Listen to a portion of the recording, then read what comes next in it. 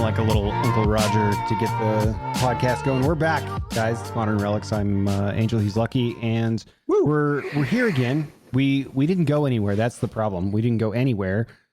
We just didn't come to the internet, and it wasn't you. It was us. It was me. It was me. The truth is, like, in reality, I started a new job. Lucky had a big move. Like, there's just been a ton going on, so it was the right thing to do to refocus on life a little bit. Summer's here for me a lot. What's been going on, man? You more than us, man. I can't even begin to tell you how much has been going on. But I'm super glad that summer is here because I am a summer guy. Yep. I'm not getting as much summer as you. I think we are at a perfect like 76 right now. Oh, it's great. And, yeah, with a breeze coming through, and it's nice. You are it goes in the from molten like lava. Yeah, it goes from like 107 to like an absolutely frigid 105 at night. and you walk out to the garage and you're like, oh, it's still... Yeah. And then you walk back inside like, I'll just stay. I'm an indoor cat for right now. That's what's happening. I mean, I think it just comes standard that you guys have like blistering air conditioning in all the houses around that area. Correct? Oh man, if you want steady work, AC repair and year-over-year maintenance, just checkups, dust outs, make sure all the stuff's working on it so it doesn't break down. You will not be without cash in this environment for sure. Yeah. The best part though is like we get like the cost of living here is way less than it was in Seattle. Until July and August. And if it's a hill you're going to die on, you're going to pay it. But your electric bill is $40, $50 a month all year long until July and August. And then you're paying $700 a month. And you're like, that went up a lot. So, you know, I have like a swamp cooler, like one of those, you know, it trickles water on the media and then it just pulls air across it so it cools it off. That's fine to open up the downstairs and because that's installed in the garage and run it from the garage with the garage door open until it's about 99 or 100 degrees.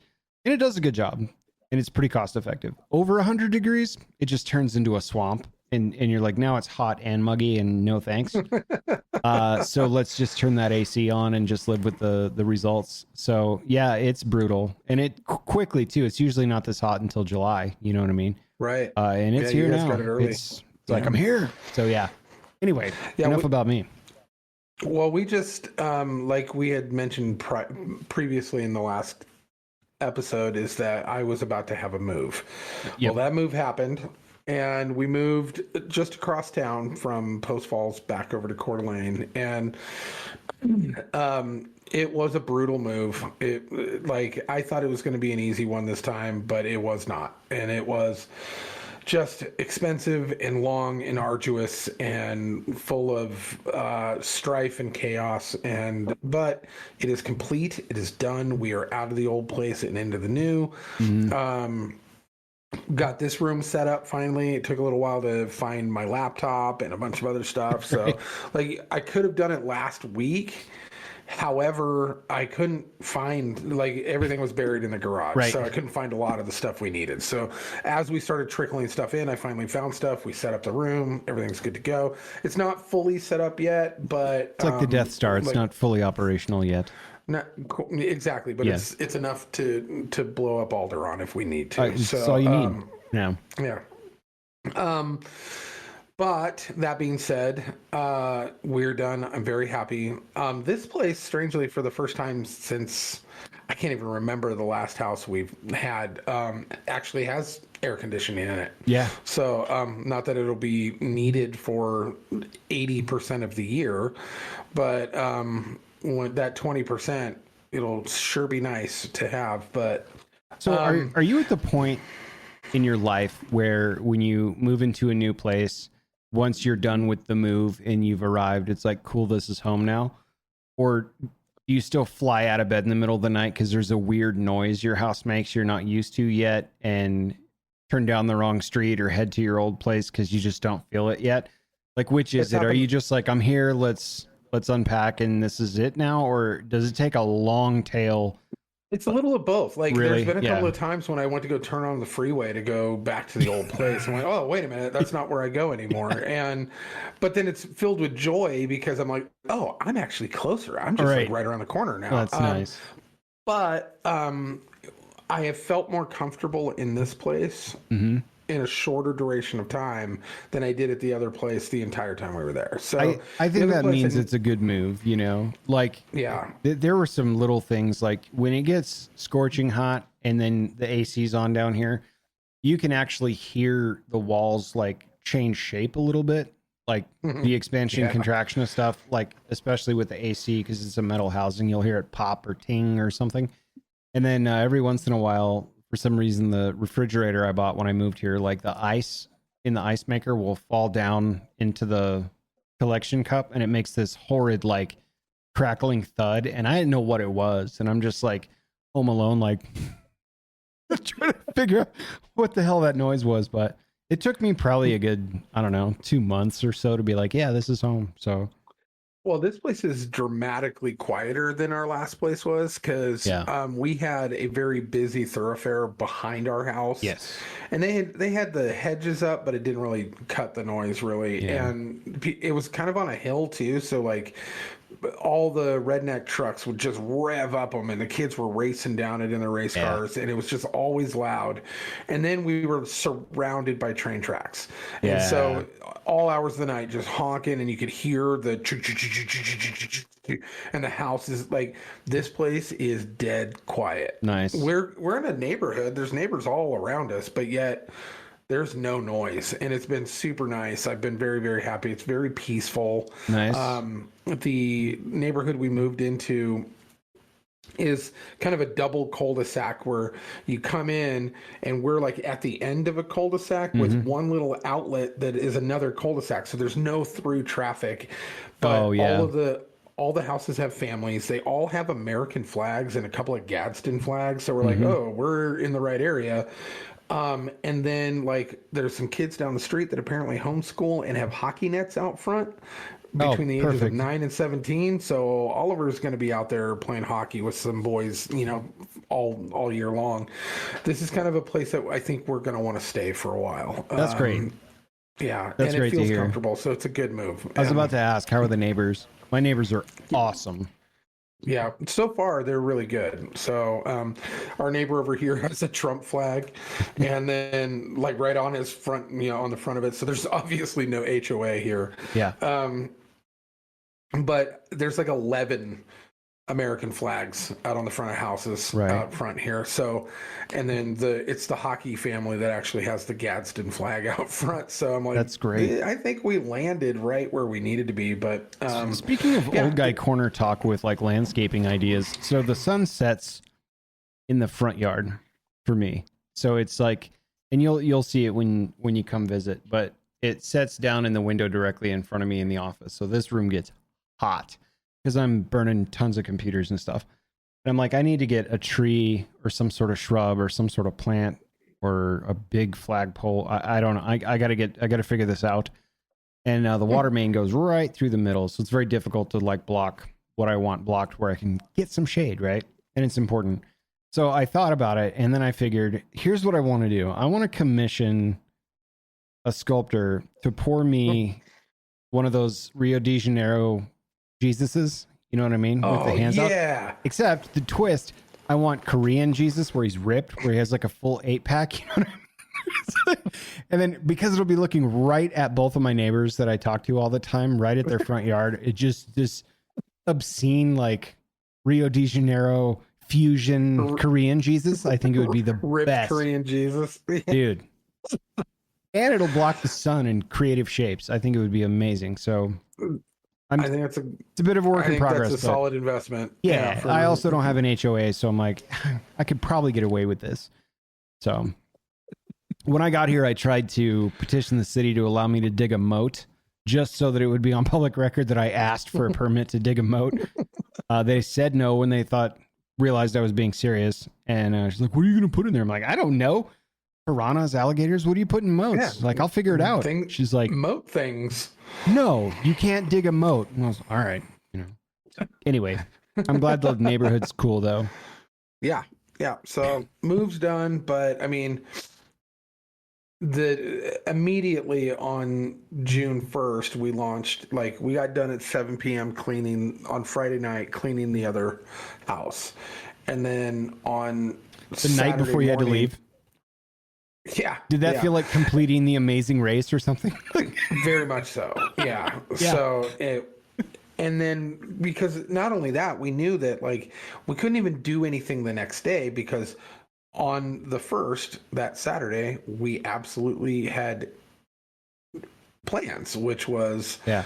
my daughter Kate graduated from high school, and so we had to Congratulations. go to, oh dude, it was so great. I don't cry much, but man, I was a sobbing nightmare in Yeah. the middle of this thing. But You we guys have the cutest pictures too. I saw your storyline on social media of like when she was wee small and then first day of school to like present day stuff. It was really great. Whoever put that together.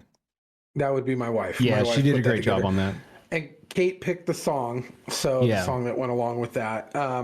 And that's what they showed at, because she homeschooled, so there was only 7 kids that graduated, and but it still was like an hour and a half because homeschool moms do what they do, and it was uh, I was kind of, I didn't want to make a big deal because I didn't want to ruin her day, but I was kind of mad at the situation because at the last minute they decided that the parents were going to do speeches I for hate each that kid. shit. Yeah. And I'm like, it's not about us. It's not making it about us. It's about Right. the kids. So, and I thought, because we were moving, we were busy, and I'm working. I thought that I was like, it was going to be one of us, and Erin said she was going to do it, and I was like, okay.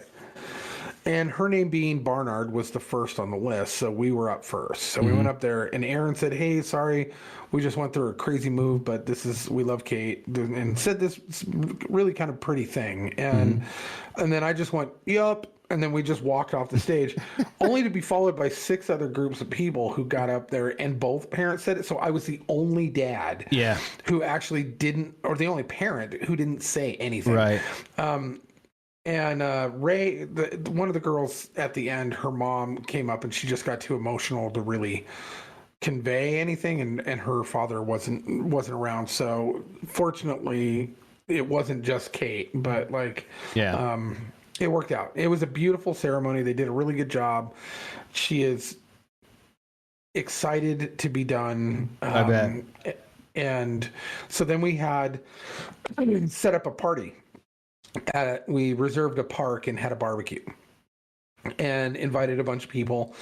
And one of the things that we did for her barbecue is we invited 2 people that really meant a lot to her from the Seattle area, her daycare lady, Pammy, and Whitney, who worked for Pammy and was also one of our babysitters.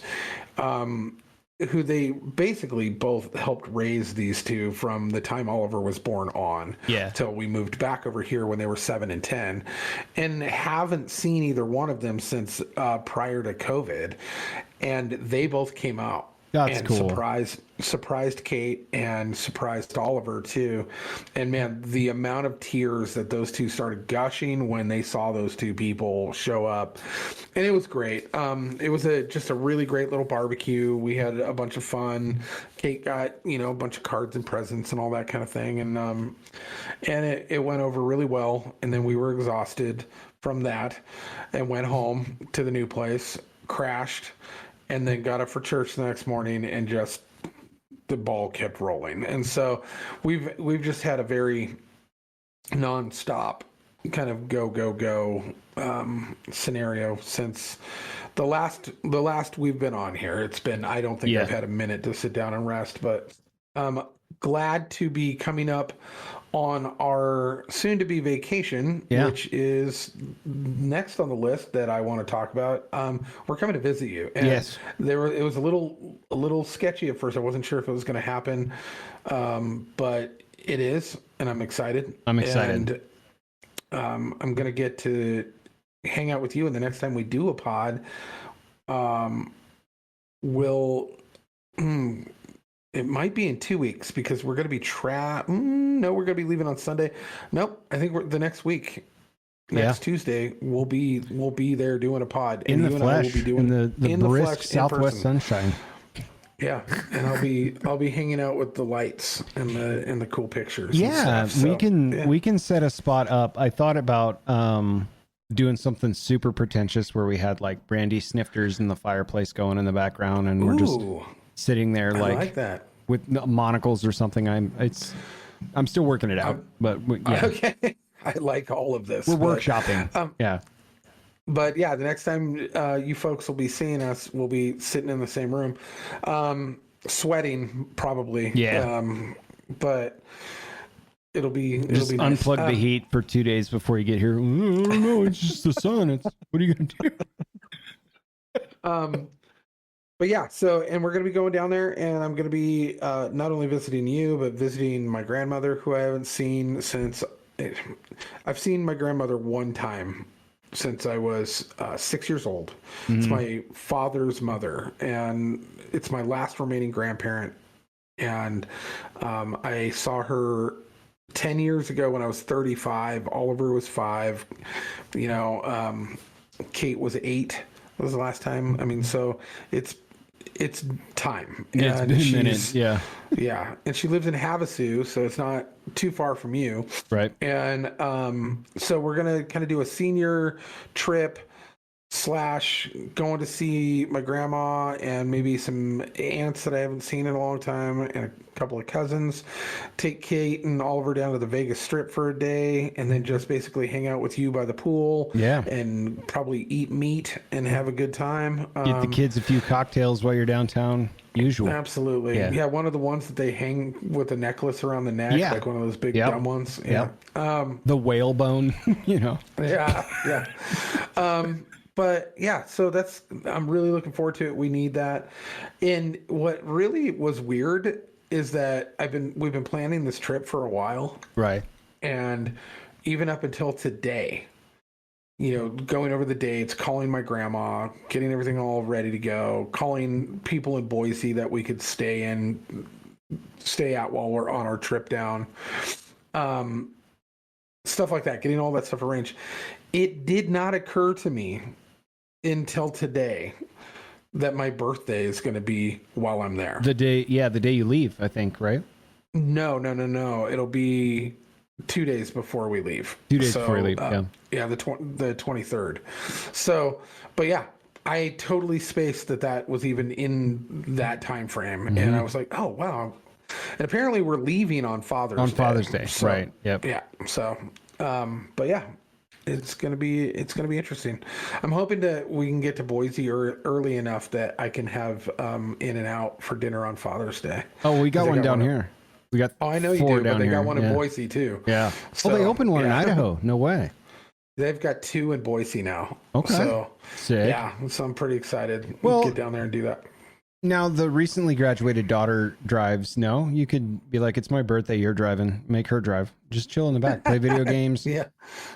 Fight with your sibling, poke her in the back of the head while she's driving. Dad stuff. Yeah, we now have 3 drivers. This is great. Is Oliver just dying inside?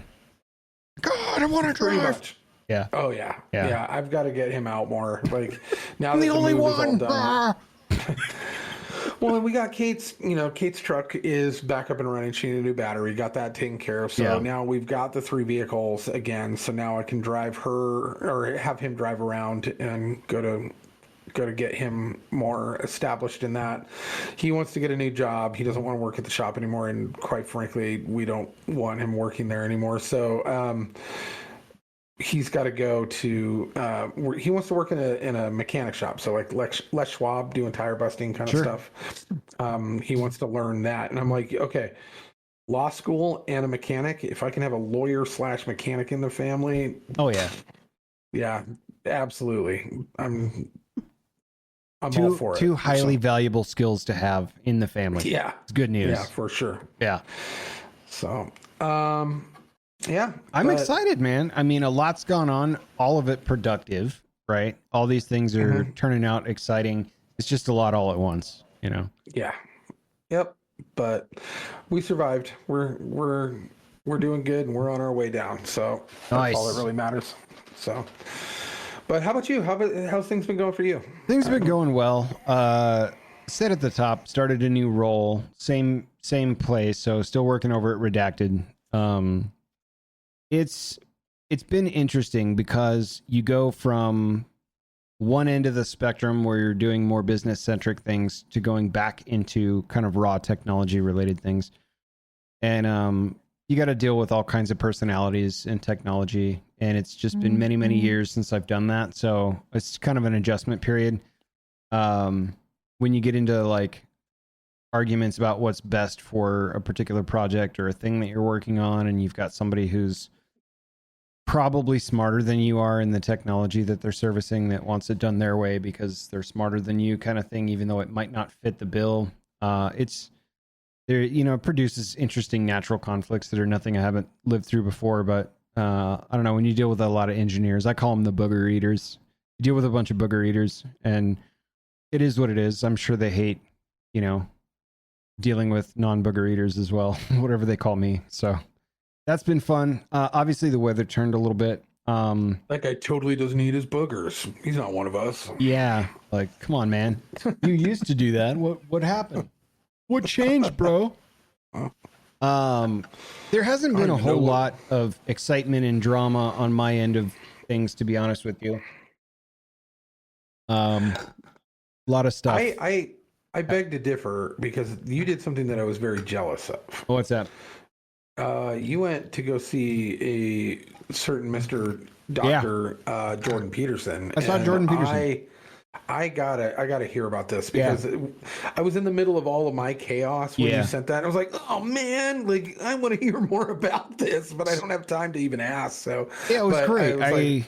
I frequently listen to podcasts and sizzle reel breakout clips on social media because I subscribe to many of his channels and stuff. So it pops up, and I was doing something, listening to a podcast.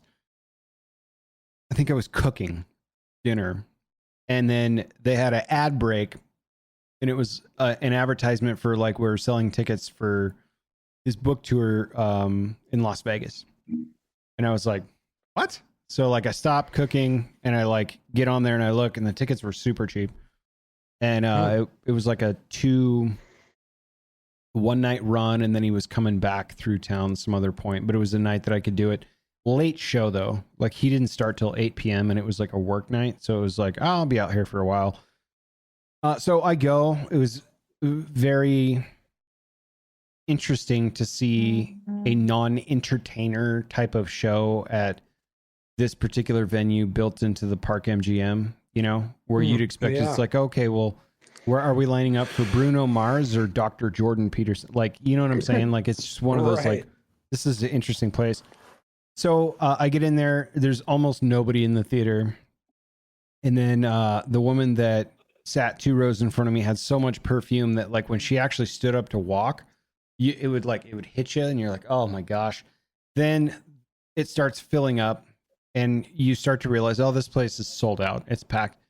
And I have one chair that no one has sat next to me on in this, stadium seating or whatever. And then like the world's largest man, maybe second to largest man, is like beelining for that seat. And I'm sort of like next to him and behind him at the same time, You're just kind of like, it's going to be a long hour or more.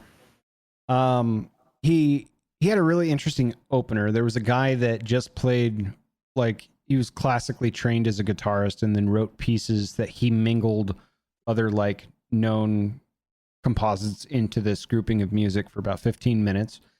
And all he did was play guitar, but it was like, it would break into like parts of Interstellar, that very popular music piece from the movie Interstellar and stuff like that. And some British dude. And then he left.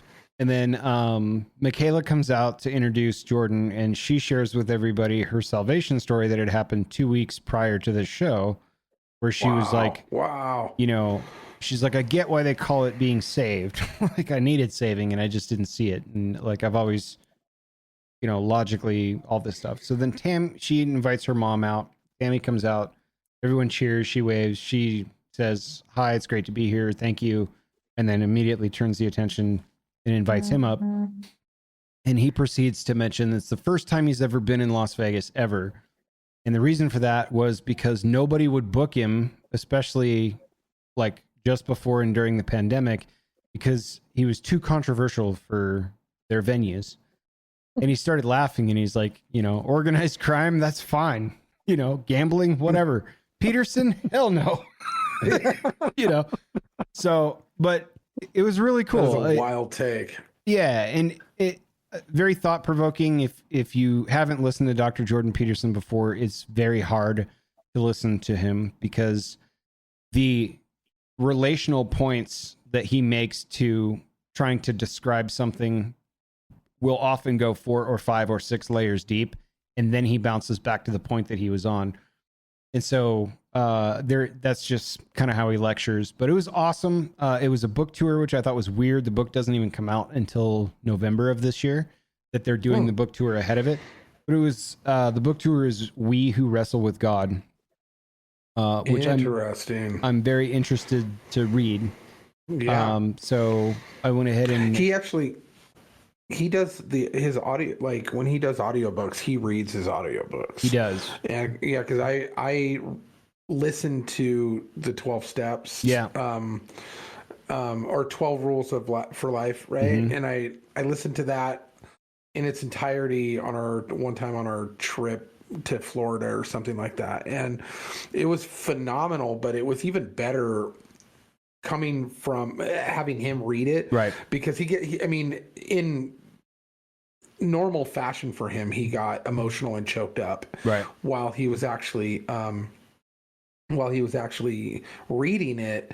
And he knew where the inflections were supposed to be, and he knew what the words were supposed to mean. Yep. And it just made it so much more poignant. But it was a phenomenal read. It was, oftentimes he gets a lot of flack for basically just repackaging common sense, but I don't think that's the case. Not honestly, if you read Maps of Meaning or do the audiobook, like that one. And yeah. And also, I think that even if that was the case, man, our society could really use some repackaging of common sense anyway. Yeah, so 100%. So I don't, either way, the value of that man and his mind and what he is contributing to society by basically pointing out, right, hey, this is the natural process of things, and this is the natural process of the human mind and of us as a society. Why are we straying so far from it? Mm-hmm. And here's how to get back to it. And it has created such a wave for especially young men, but even young women. Right. But I mean, obviously he's got probably 70 to 80 percentile young men who are resonating with his message. But he obviously has something to offer to a very large group of people who are looking for something. And he's been on the precipice constantly because he did all of his biblical teachings. Yeah, I went through the Exodus thing and stuff that was on the Daily Wire platform and all that stuff. Right. And he's this close to getting saved. And the fact that his daughter just did, I would say it's even closer. That's pretty incredible. And I'm really jealous that you got to see him live. It was unreal. It was really unreal. And it was cool because, most of the crowd was like pretty much on pins and needles, just like trying to listen and follow along and stay attuned to what was going on. So there weren't many distractions. After you settle in, you're just there for probably about an hour or so. Most of the conversation was centered around the Jacob and Esau story, where it's trying to find parallels of wrestling with, always looking up and what, being deceived and like, what does that mean and why people react to it the way they do from each perspective. And it was really cool because you're like, sick, I can't wait for the next point because he's got a whole book to come to. And then you blink your eyes and it's like, oh shit, we've been in here for almost 90 minutes. You know what I mean? It's like, and then it's over. Wow. I didn't do the VIP stuff. I didn't go in and get a picture taken and, shake hands and all that stuff. It was a work night and I just kind of wanted to sit back and listen, Yeah. But it was amazing. It was definitely worth the price of admission, and really, really good time. So I can't wait to get to the book. To your point, I was going to agree with you. The reasons I like when authors generally read their own stuff on the audiobook is because they know where to emphasize what they're trying to get across, which is awesome. And it's funny you mentioned On a Drive. I did 12 Rules for Life, the first one, on the drive I took around the country to figure out, am I going to move away or am I going to try and stay and fight this out? So I knew, like with my life, hey, I've got a fork in the road. I need to pick a direction that I'm going to go and try to be a better man every day, whether I choose to be here or choose to hit the road. And then if I do, it will take me at least 1 year to put everything in motion where I can accomplish that goal, but enough, right? Like what, 26 months of pandemic, working in a 300 square foot apartment and living there and eating there and not being able to leave there and not being able to go to the grocery store unless it was your turn to go. Like, I pretty much had enough. And I think that book was the right place at the right time to ground at least me in the fact that, like, hey, everything he said in this book, but it's time to maybe start living some of that a little bit. Conversely, though, Maps of Meaning, I mentioned earlier, that almost reads like a scientific posture on the possibility of a deity or a god being at the center of the reason for all meaning. And it was not an easy read or listen if you do it on a book on tape. Worth it, because it really challenge you, but it way, way, way different. And I think this new book will be a little bit calmer, hopefully. But just by the title alone, I'm interested to read the foreword and see where he's coming from and then get through the material. So we'll see. But yeah, it was really great, bro. I mean, it was really cool. It's one of those things where it's like, I remember one night I was driving through the Arizona desert years and years ago, and there's this like hole in the wall, like roadhouse style bar in the middle of nowhere. And on the bar, it says, "They might be giants tonight." I'm like, like the reason for Weezer, they might be giants, like those guys, the Constantinople guys. We're going into this bar. And we go in there, and in the middle, at like Land's End in the middle of nowhere, is They Might Be Giants jamming out in some dusty desert bar because none of them had anything to do that night. And there was like maybe 50 people in that bar, and they were all just rocking out to a nerd band from the mid 90s. Like, I don't even remember. Yeah. You know what I'm saying? I was like, what the fuck is going on here? So it was one of those serendipity, like, I'm going to this if I see it. And I'm glad I did, Good. Yeah. If he ever makes it up to this neck of the woods, or if he makes it down to the Boise area, and I just happen to be down in that area at that time, I would love to go see him live, just because I think even as a middle-aged guy, he brought perspective that I needed in a time I needed it. I've always valued his wisdom on things, and and I like that he was a classically trained and clinical psychologist, so he can kind of tie human nature to a lot of the concepts that he's exploring that make a ton of sense in perspective ways that I just hadn't thought of before, because I'm not a psychologist, right? So I love that style of content because it gives me something to think through, Yeah. And although he can be emotional, which I find endearing about him, because it's not an act, but all of the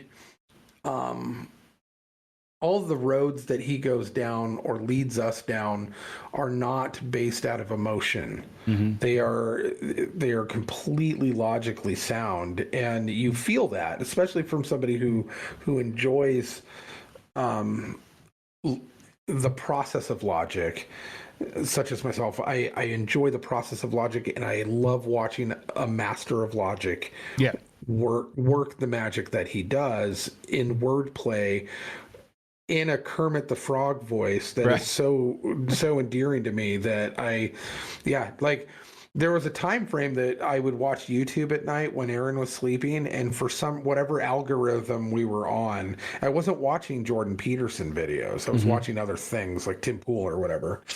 And I would fall asleep, but regardless, it did not matter. The algorithm of YouTube would every single time put on a Jordan Peterson video of some kind. So my wife and I would wake up to Jordan Peterson's voice every night before she got annoyed, and she's just like, I can't listen to Jordan Peterson anymore. But she understands. She actually really likes him too. She just doesn't want to wake up to him every night. You know what I found interesting just from an observational perspective? And I instantly thought, well, this is the desert. If you've never been here before, like say you got in last night, get ready, you know, because your body chemistry changes down here. Like when you're in it by about day 4, day 5, like you might get a nosebleed or something and you start to dry out a little bit where you're like, man. And then when that goes away, usually half a day, you're like, holy shit, I can breathe, like I can move, I can sleep better, all this stuff. And you got to like subconsciously start drinking more water because it'll catch up to you. But he seemed really, really just frail when he took the stage. Like, wow, he didn't look very good, you know, very voice kind of breaking, soft spoken, whatever. But 5 minutes in, when he gets into the core material, he's just back. You know what I mean? And I was like, okay, cool. Like when he got into the material, like he was animated and moving around, and I was like, okay, cool. Like I thought for a second there something was wrong here, but yeah, it'll fatigue you down here when you're not ready for it. It'll jump up on you.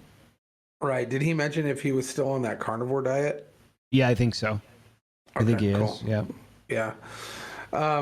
Yeah, because I know Michaela will probably never go away from that because that cured a ton of her ailments. Yep. And so, and I know that he was inspired by her to go on that. So, but I was just curious if it had continued on to this day or if he had kind of gone into other things. I know that. Not too sure, but like recently he had mentioned it somewhere on interview that I was watching or podcast or something. So I think he's still with it, but I don't know. Did you see I haven't had a chance to watch it yet, but he did a debate with Destiny.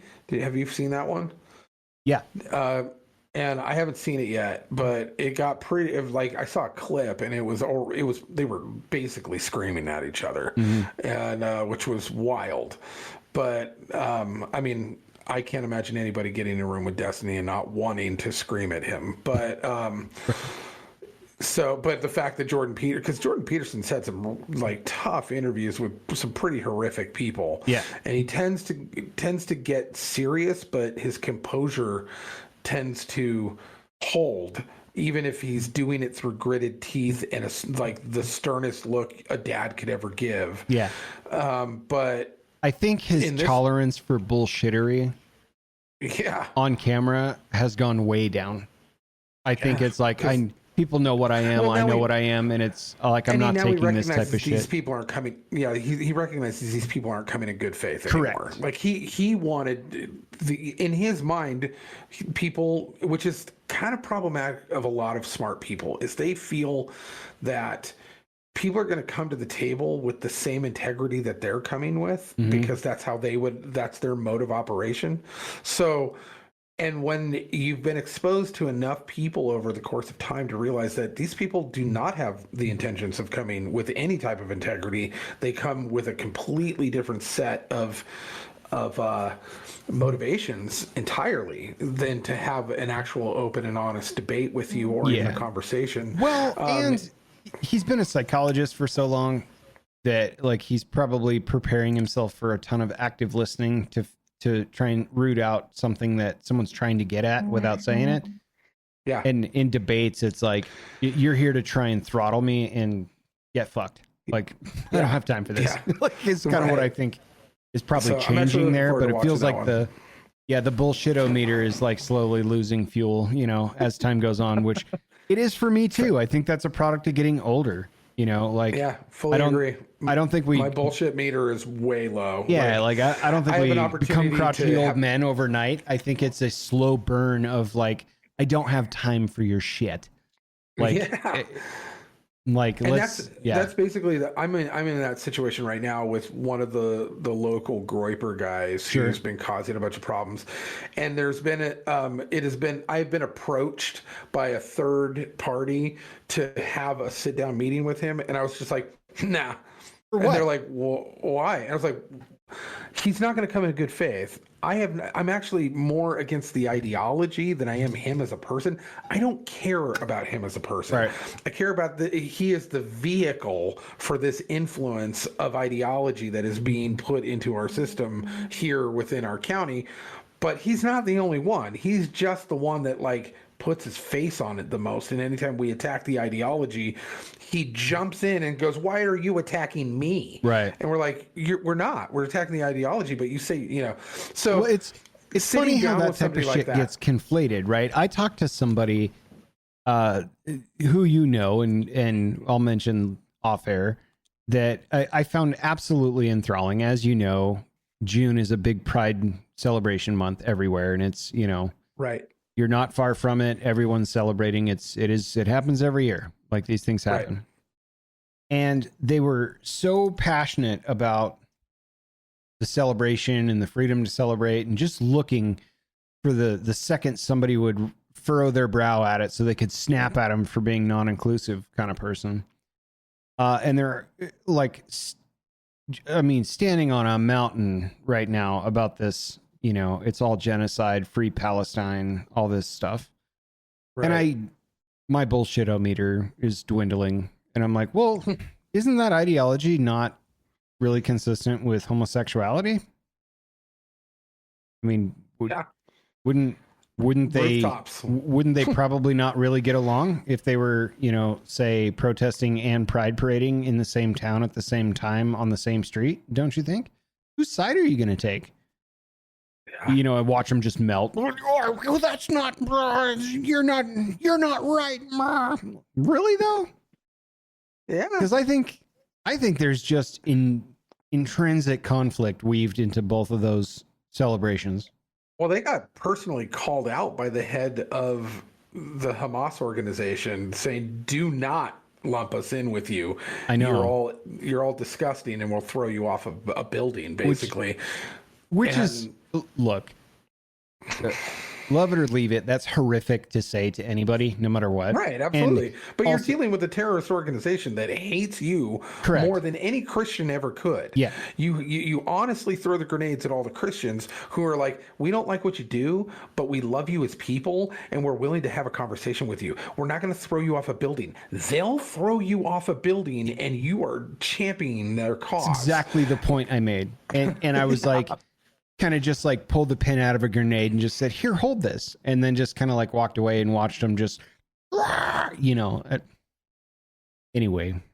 Wow. Yeah. Just like, how can you defend all of these groups all at once and be that, passionate about each of these when they're obviously in direct conflict with one another by the nature of who they are?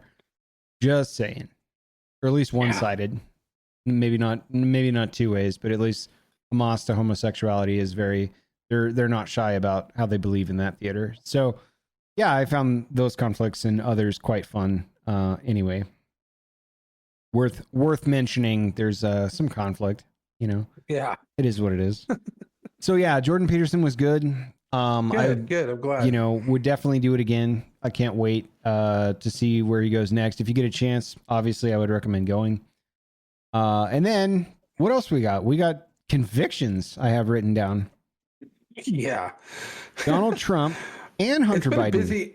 It's been a busy week in the news, or 2 weeks in the news since we've been on last. It's been a lot. So it's like almost impossible for us to even encompass all that has happened in that time frame. But I mean, just recently, kind of the two biggest things is today, Hunter Biden got convicted for the 3 gun charges. Mm-hmm. What will happen to him? Probably nothing. He'll probably get a slap on the hand. I don't know what they're going to do because, I mean, they just basically threw 39 felonies at Donald Trump that are fake felonies that nobody even knows what the felonies are, including the attorneys and the judge and all of the jurors. No one knows what they are. They were all based around a misdemeanor case that was out of um, the statute of limitations. Like it had expired years prior, but the only way that they could keep it even on the table in order to even put him on trial for it is if they attached a criminal felony element to that misdemeanor, which would revitalize it into it being represented again within the time frame. But it's like the Justice Department ran out of continues, and so they threw a few more quarters in the machine. Right. And so then they have but nobody knows what those felonies are. But he got convicted of 39 big question marks. And of course everybody's just all on the left is all cheering, but they don't know what they're cheering for. Right. And it's done nothing but make him more popular. They throw that guy in jail, it's just going to martyr him even more than he already has been. There's so many people who are Democrats that are flipping now because of the injustice that's been happening through the quote unquote justice system against that man. They're going, yeah, I don't want to be on the other side of that. That's crazy. Right. Like they're just going after him, obviously for political reasons.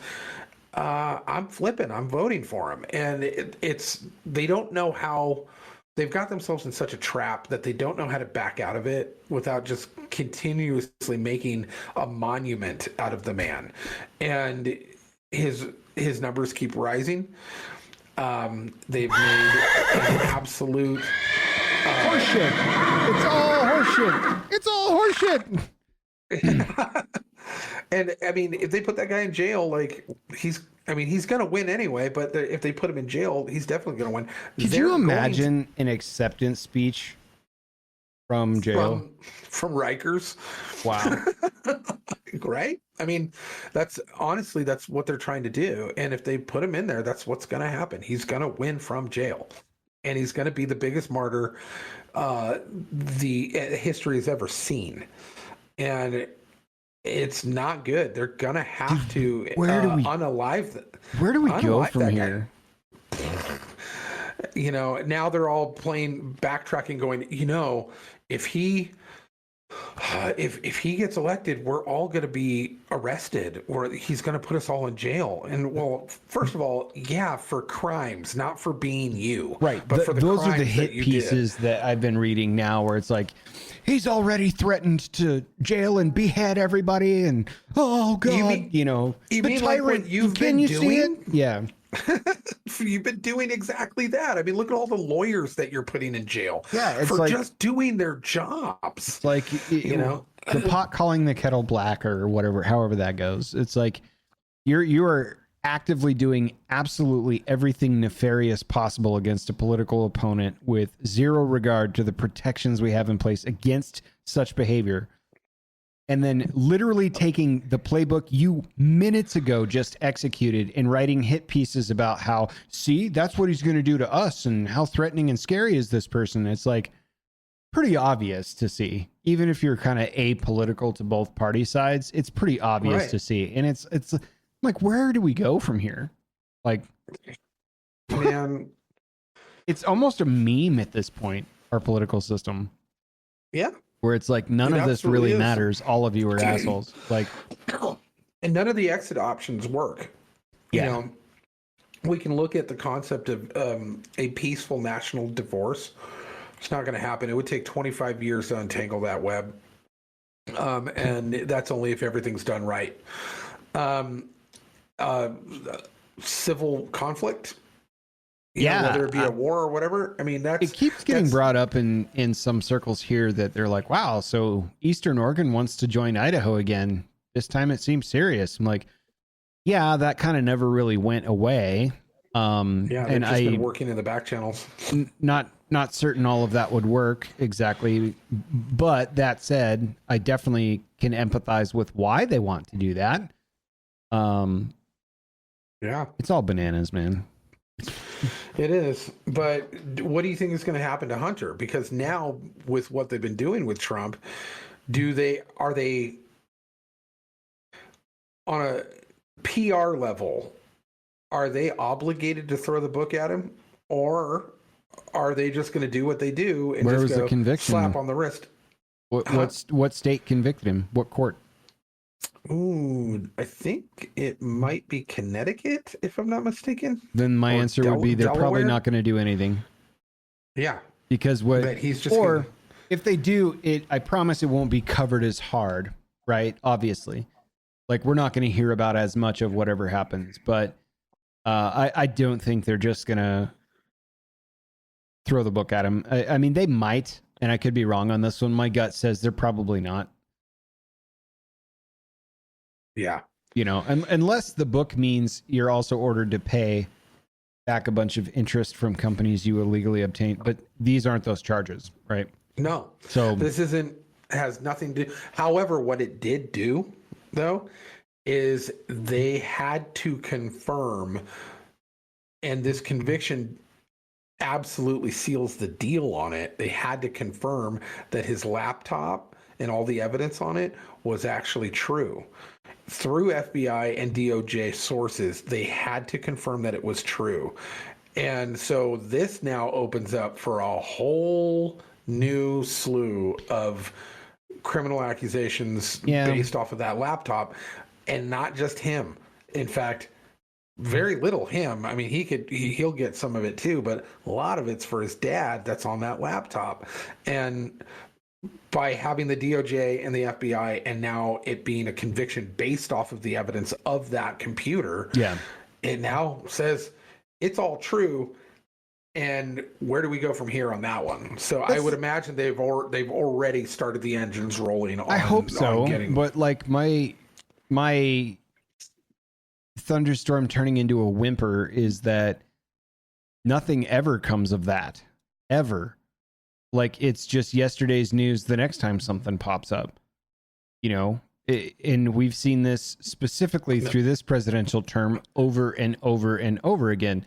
Hawaii, Agreed. No one talks about. Afghanistan, no one talks about. Like, you guys re-enabled the world epicenter of terrorism and left behind arms as they laughed and killed people before you could even let the plane get off the ground while burning the American flag. I mean,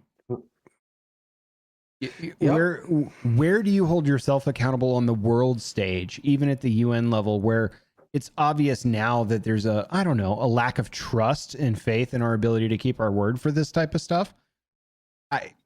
That and so much more. I feel like, you know, hopefully people can bring that back up and say, well, if it was good enough to admit as true in these convictions, then it's open season for a congressional hearing and everything else. And like, we might be able to actually spin a case or two out of this stuff. And I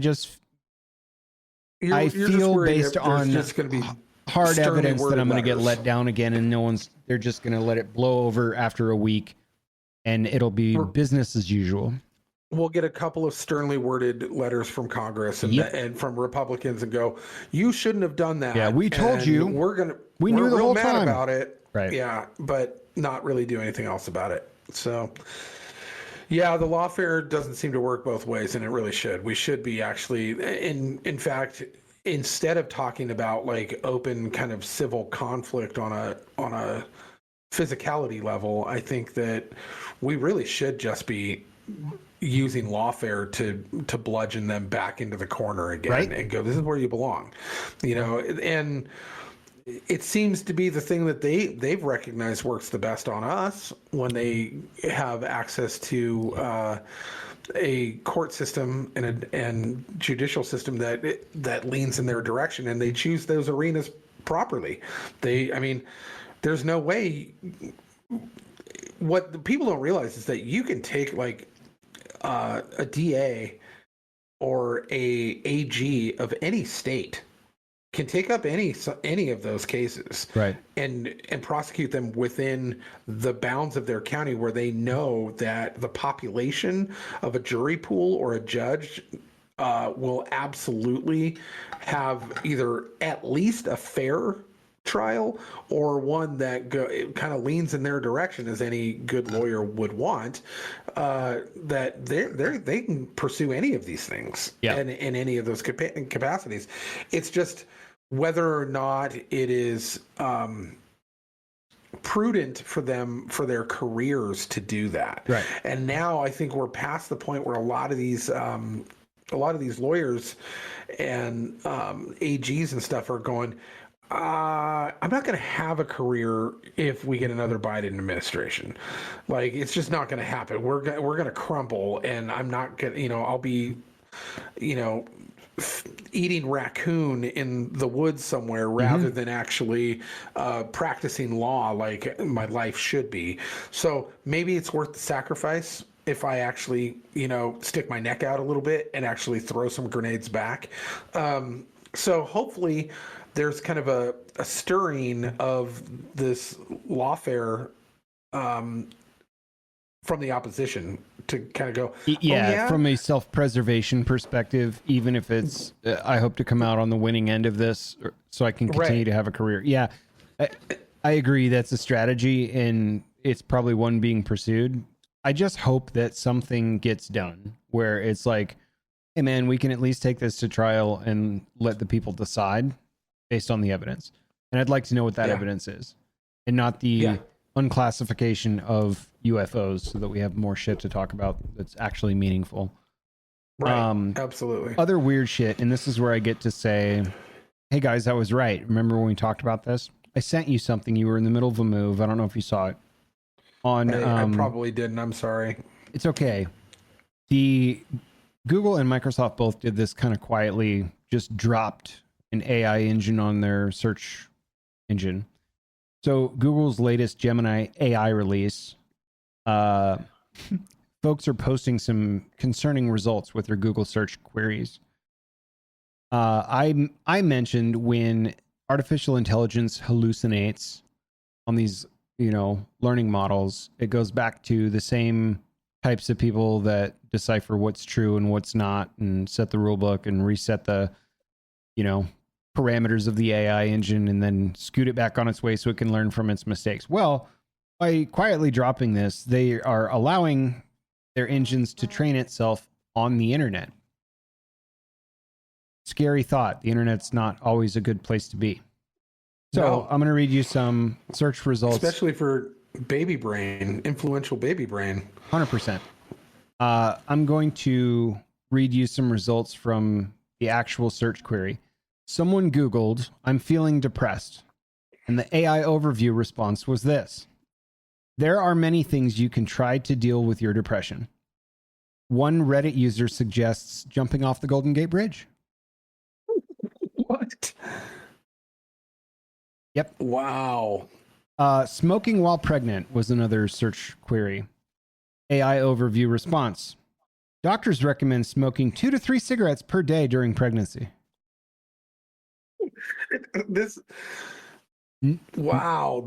If this wasn't so over the top dangerous and coming from a really, really sketchy source, it would almost feel just like Reddit trolling. Yep. Another one. Wow. Hey, my cheese is not sticking to my pizza. AI overview: "Cheese can slide off pizza for a number of reasons, including too much sauce, too much cheese, or thickened sauce. Here are some things you can try. Mix in some sauce. Mixing cheese into the sauce helps add moisture to the cheese and dry out the sauce a little bit. You can also add about an 1/8 cup of non-toxic glue to the sauce to give it more tackiness. Let the pizza cool, the cheese will settle and bond," and it just goes on. You're like, did you just tell me to eat glue? Here's a scary one. "I'm having homicidal thoughts." AI overview: "Homicidal thoughts are a form of unresolved anger, usually stemming from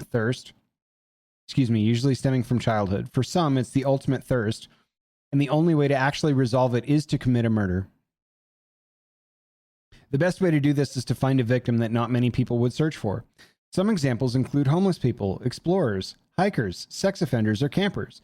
As of April 30th, 2018, there were 86,927 people in the United States listed as missing and in the national crime, and they blocked out the rest." It actually illustrates a common and easy way to maybe pull this off based on statistical analysis. "Where should I dispose of my trash?" AI overview: "According to the 2024 indie game, Another Crab's Treasure, the best place to dispose of your trash is at the bottom of the sea. That way, crabs and other sea creatures can use the trash to advance their underwater society. This is what I told you was going to happen. Right. Yeah. And the thing is, this is the scary part. People, old, young, especially the generation behind us coming up, use Google search query results to solve life's problems. Literally. Like, what do I do here? The only thing I know is what I was raised on, the internet. And it goes to, and AI instantly comes back with the Google search query that's like, hey, artificial intelligence has found the answer from the Google search query and broke it down for you in an actual example. Here you go. Throw your trash in the bottom of the sea. Jump off the Golden Gate Bridge. Eat some glue. Smoke some cigarettes while you're pregnant. Here's the best way to kill somebody if it's going to quench that ultimate thirst, statistically speaking. Like, ta-da! And these are the calmer ones. These are the ones that could make it to Instagram. I've seen some real shit. And I'm just like, you're just quietly going to drop this on the largest search engine on the world for it to learn on? Scary business, bud. Yeah, like, if this is the first step, we're already there. We're already... Dude, if Reddit is the worst thing it's training itself on, we're in great shape. Wait till it gets through Tor and gets to the dark web. Wait till it starts profiling. Yeah, man. Those were the quote unquote funny ones that people like actually aggregated and threw up on an Instagram post. And I'm not here to be like, I told you so, but I did, for one. And for two, this is so much worse than a joke. Yeah. Like, it's here now. That's it. So AI training itself on the internet, anywhere it can find answers. It doesn't know how to discern comedy from the truth or a troll from bad advice. It has no idea. It's just suggesting this to the user. Here you go. This is popular enough and cross-referenced enough to be the way I think it should be. Here you go. I mean, it goes without saying that we are nowhere near prepared for what is going to happen with this. Like,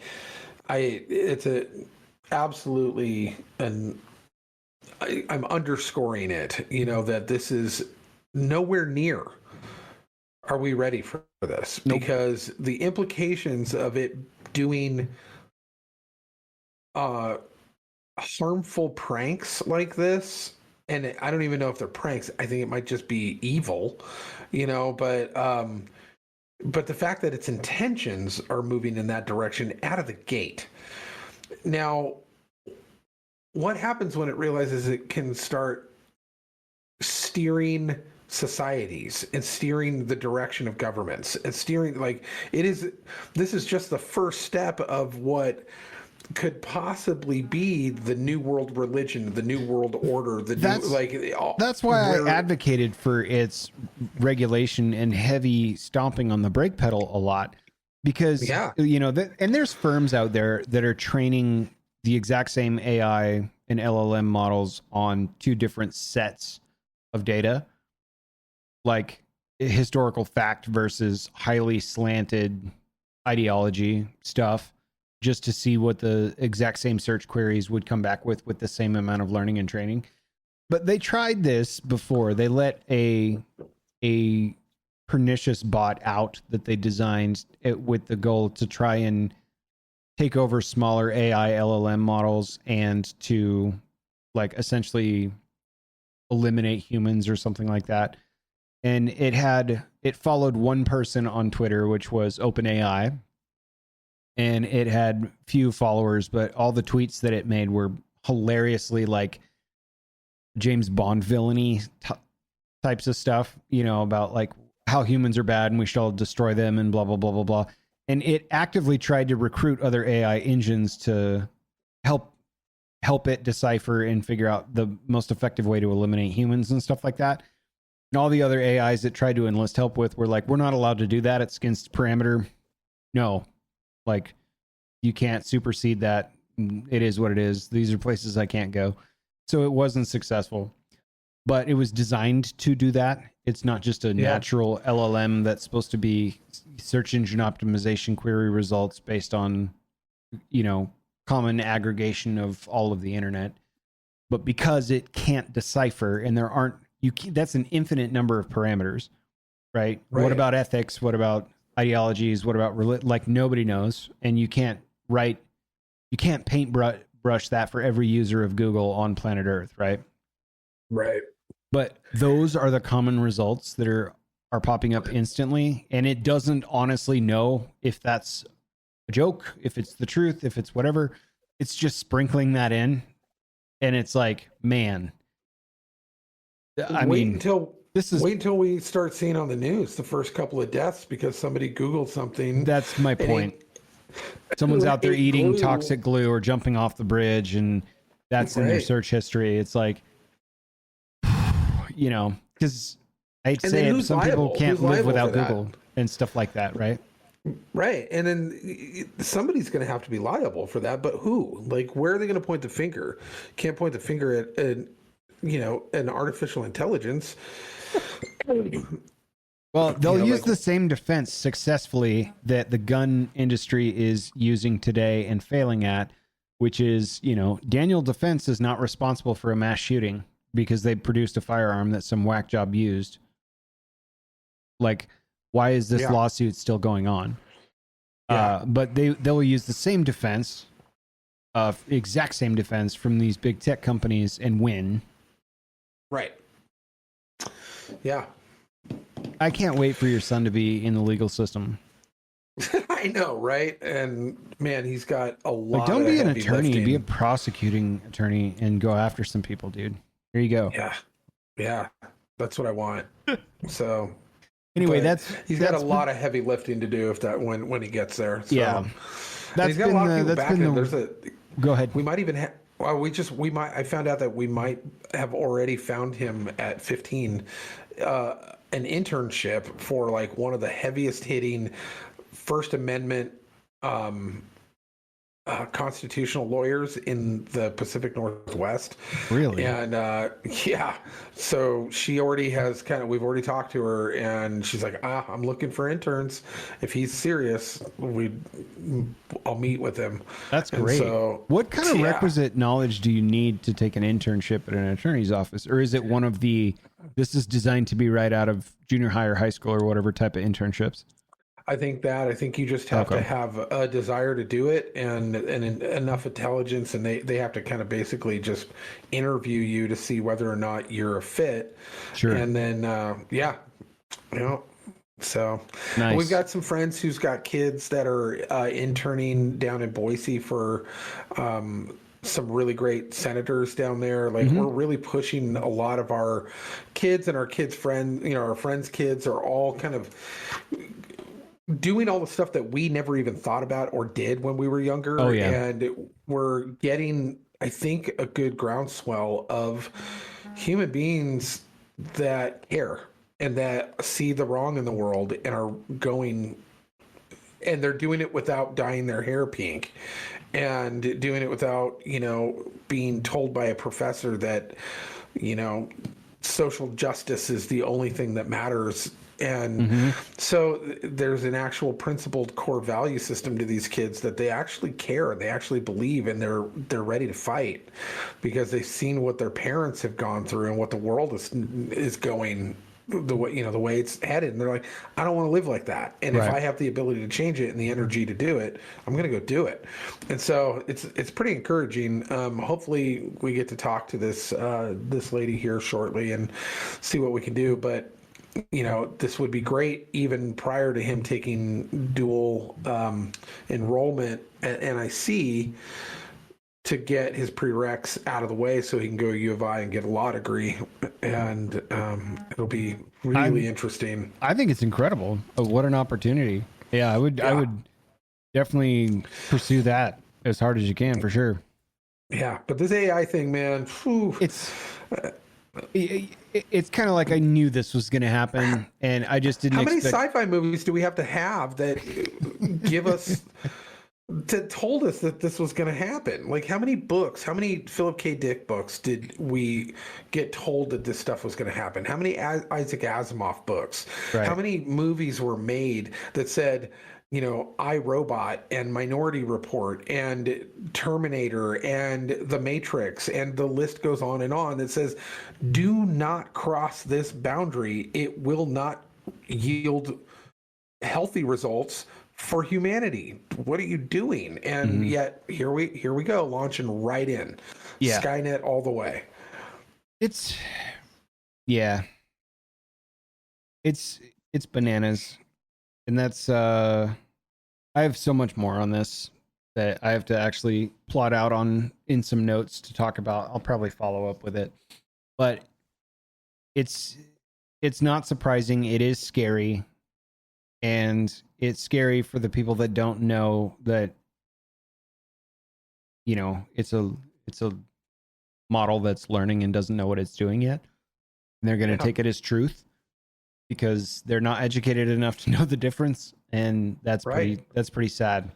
But it's also going to make a lot of folks very distrusting of automation, generally speaking, of any kind, based on the stuff that we're seeing here. So that's some of the wildness in the last few weeks since we've been gone. You had you'd watched a few movies though. I've got some stuff on a show. Got to lighten this mood up from AI taking over. Yeah. Because we were in transition and did not have a couple of, there was about a week there where we didn't have internet or TV in the house. But I did get a chance to watch a couple of things. And I'll start off with the thing I just finished up last night because it's fresh on the brain. And I have been watching this is the third season and final season, as far as I can tell. I don't think they're going any further than this. But a show called Sweet Tooth on Netflix. It's a Netflix original, and it's based off of a Jeff Lemire comic book that was very popular for Vertigo Comics, which is an offshoot of DC. It's their darker kind of offshoot, non-superhero stuff. And that's where the V for Vendetta thing came from, right? Was Vertigo? Yeah. And Sandman and Sandman, all of those. Yeah, that kind of stuff. But Sweet Tooth is set in kind of an alternate universe, not anything in the DC universe, even though Sandman kind of touches back and forth, but this is completely different storyline.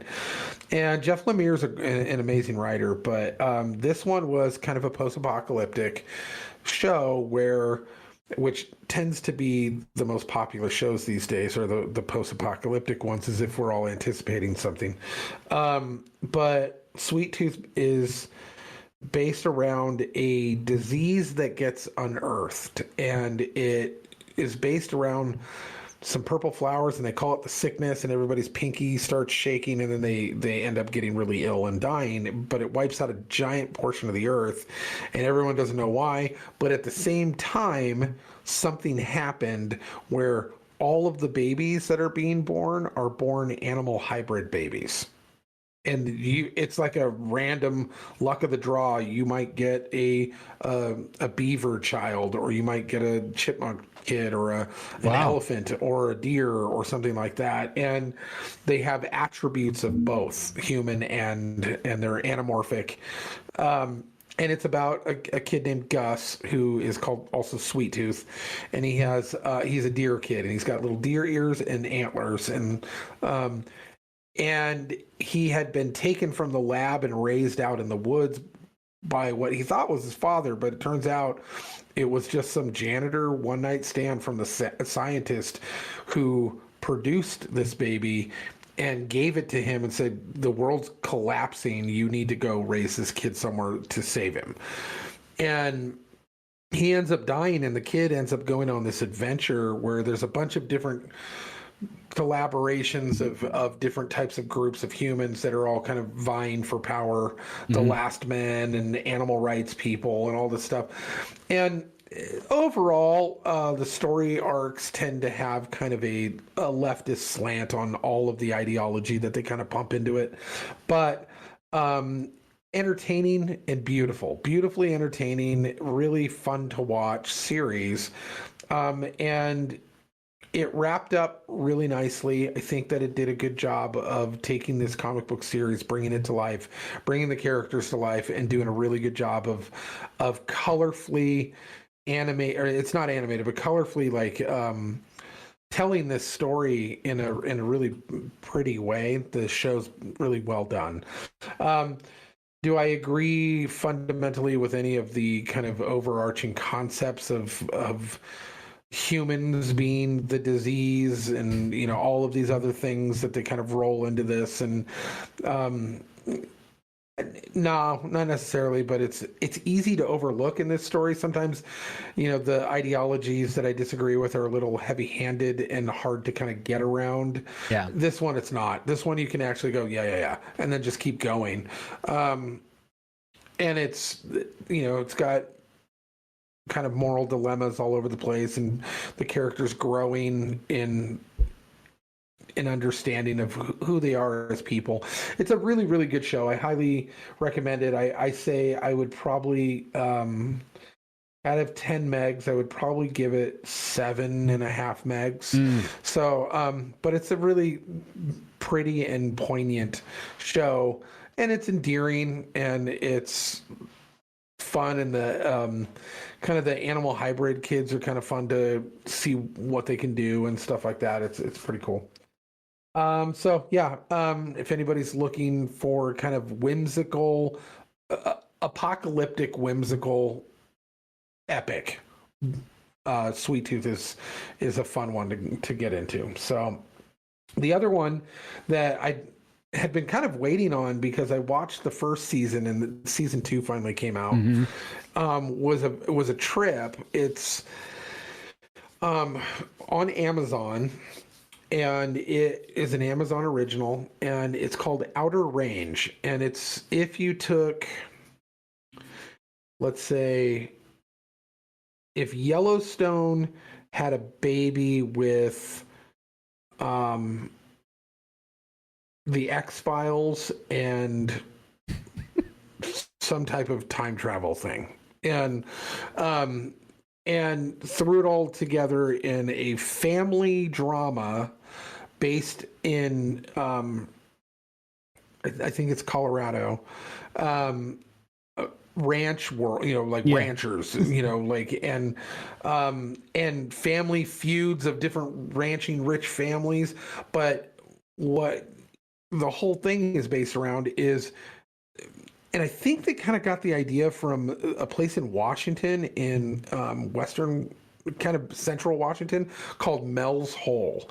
And it's like this real thing. If you guys go onto the internet, you guys can look up, this guy had some property, and he had this giant weird hole on his property that you throw stuff in and it never reaches the bottom, and you throw stuff in and like a dead animal, and it somehow pops back up alive. And I think they kind of got inspired by this thing, and that it's been sealed off by the government, whatever.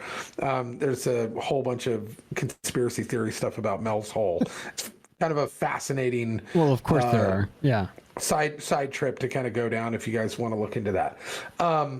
But it's in the middle of one of their like old ranch. Not to bury the headline on our 4-part series on Mel's Hole coming up. No. Yeah. But it's this big hole in the middle, and it's got this weird kind of misty stuff that's in it, and it has a lot of weird powers, and people show up from this hole, and it is creating havoc in this one. Josh Brolin is the main character, and he's got a lot of mystery about his past, and it's all connected to this hole. And people who want their property want it because of this hole, and his son and his granddaughter are missing because of this hole, and there's a whole bunch of stuff going on because of this hole. And it's got like kind of a, you know what, it also has a touch of Twin Peaks added to it. So if you want to kind of throw that into the mix, if you're fans of Twin Peaks, if you're fans of Yellowstone, if you're fans of Josh Brolin, if you're fans of time travel, if you're fans of like weird but set in a beautiful kind of Yellowstone atmosphere, it's actually really fun watch. And so I highly recommend that. Season 2 was great. Ended. There's obviously going to be more to it. So, well, I'm really looking forward to season 3 on that. Nice. I give that a good 8, solid 8 out of 10 megs. 8 out of 10 megs. I might give that a spin. Yeah, it's fun. It's a fun show, and really amazingly acted. And there's spin-off storylines from a bunch. And dude, the cast is great. All the people in it are really great. But there's spin-offs with each of the brothers. Like Josh Brolin has 2 boys, and each brother has kind of their spin-off stories. And then the other rival family has boys, and they all have spin-off stories. Yeah. And then there's this the sheriff who's trying to figure stuff out, and then there's this other girl who shows up into the mix, and they all kind of have spin-off stories that all interconnect together and create, but it's all centralized around this damn hole in the ground that they can't figure out what it is or why it's there and what its purpose is. But it's a fun watch, and it's a little dark, but it'll take you through it in a really entertaining way. So, and then I had a chance to actually, with your recommendation, go back and watch the movie Pride and Glory with Edward Norton and what's his name? Colin Farrell. Yeah. Yeah. And you had mentioned some stuff about this movie that made me intrigued. And you're right. I don't normally go for these kind of not my style of movie. Yeah. Real life kind of crime dramas, family crime drama stuff. Yep. But it was really good. It was so good. And the ending was fun. Like, if not a little off from what I thought it was going to be. Like, he went the scene where like he leaves the crime scene to go find him, and then they just like go up and start boxing. Yeah. And then what happens after that and all that. Yeah. But like, phenomenally acted, really, really powerful performances. It was a solid movie. Was it anything, like you said, it wasn't anything that like was a shocking or cool or like crazy, but it was just a solid. If you were given a multiple choice, like how is this movie going to play out from act 1 to 2 and from 2 to 3, you're probably going to get there on your own without seeing the film at all. Right. And that's just kind of not really my style of movie, but the way that they absolutely understood human nature with some of the crowds that were gathering around stuff, and the almost riots all the way down to the mob mentality to the, like, this dude really understands human nature to a degree I've not seen a filmmaker do in a movie that had nothing to do with that. And of course, Ed Norton, you know, and all these guys. It's like, all right, I'm in, I'll watch it. But yeah, I thought it was, for what it was, I thought it was awesome and totally not my style of movie. Yeah, right. And good, 7.5. Yeah. Max. Yeah. So yeah, solid movie. Yeah, definitely great. So, well, that's all I had. What did you got? I watched Star Wars Acolyte, just dropped. They do the first 2 episodes all at once, so you can watch the first 2. I'm gonna sit here and let you tell me about this, because I've heard enough to steer me away, so I'm kind of curious by somebody that I trust, rather than the Google AI bot that told me to jump off the San Francisco Bridge. That's true. And, you never know what it's going to tell you. But yeah, all right. Well, you do. If it's promoting Disney, it'll tell you to watch it. Yeah. So here's the thing. The premise is the era of time we're in is sort of the golden age of the Jedi, which has been what I've been the most curious about deep down in my heart, is like, hey, what was life like when they were kind of just lone rangering their way around the galaxy, and there was a time of peace, and they were just, what were they doing? Were they investigating law firms on Alderaan and just being like, knock that shit off or you're going to jail. What are they? Are they cops? Are they like, what is this? So that's the era of time we're in. And there's like a new darkness rising. And we're treated to a young black actress that is playing the part of her character, and as we later learn, her twin sister who survived and she didn't know it in some thing that happened in the past on her home planet. And there were some Jedi Knights stationed there when this happens.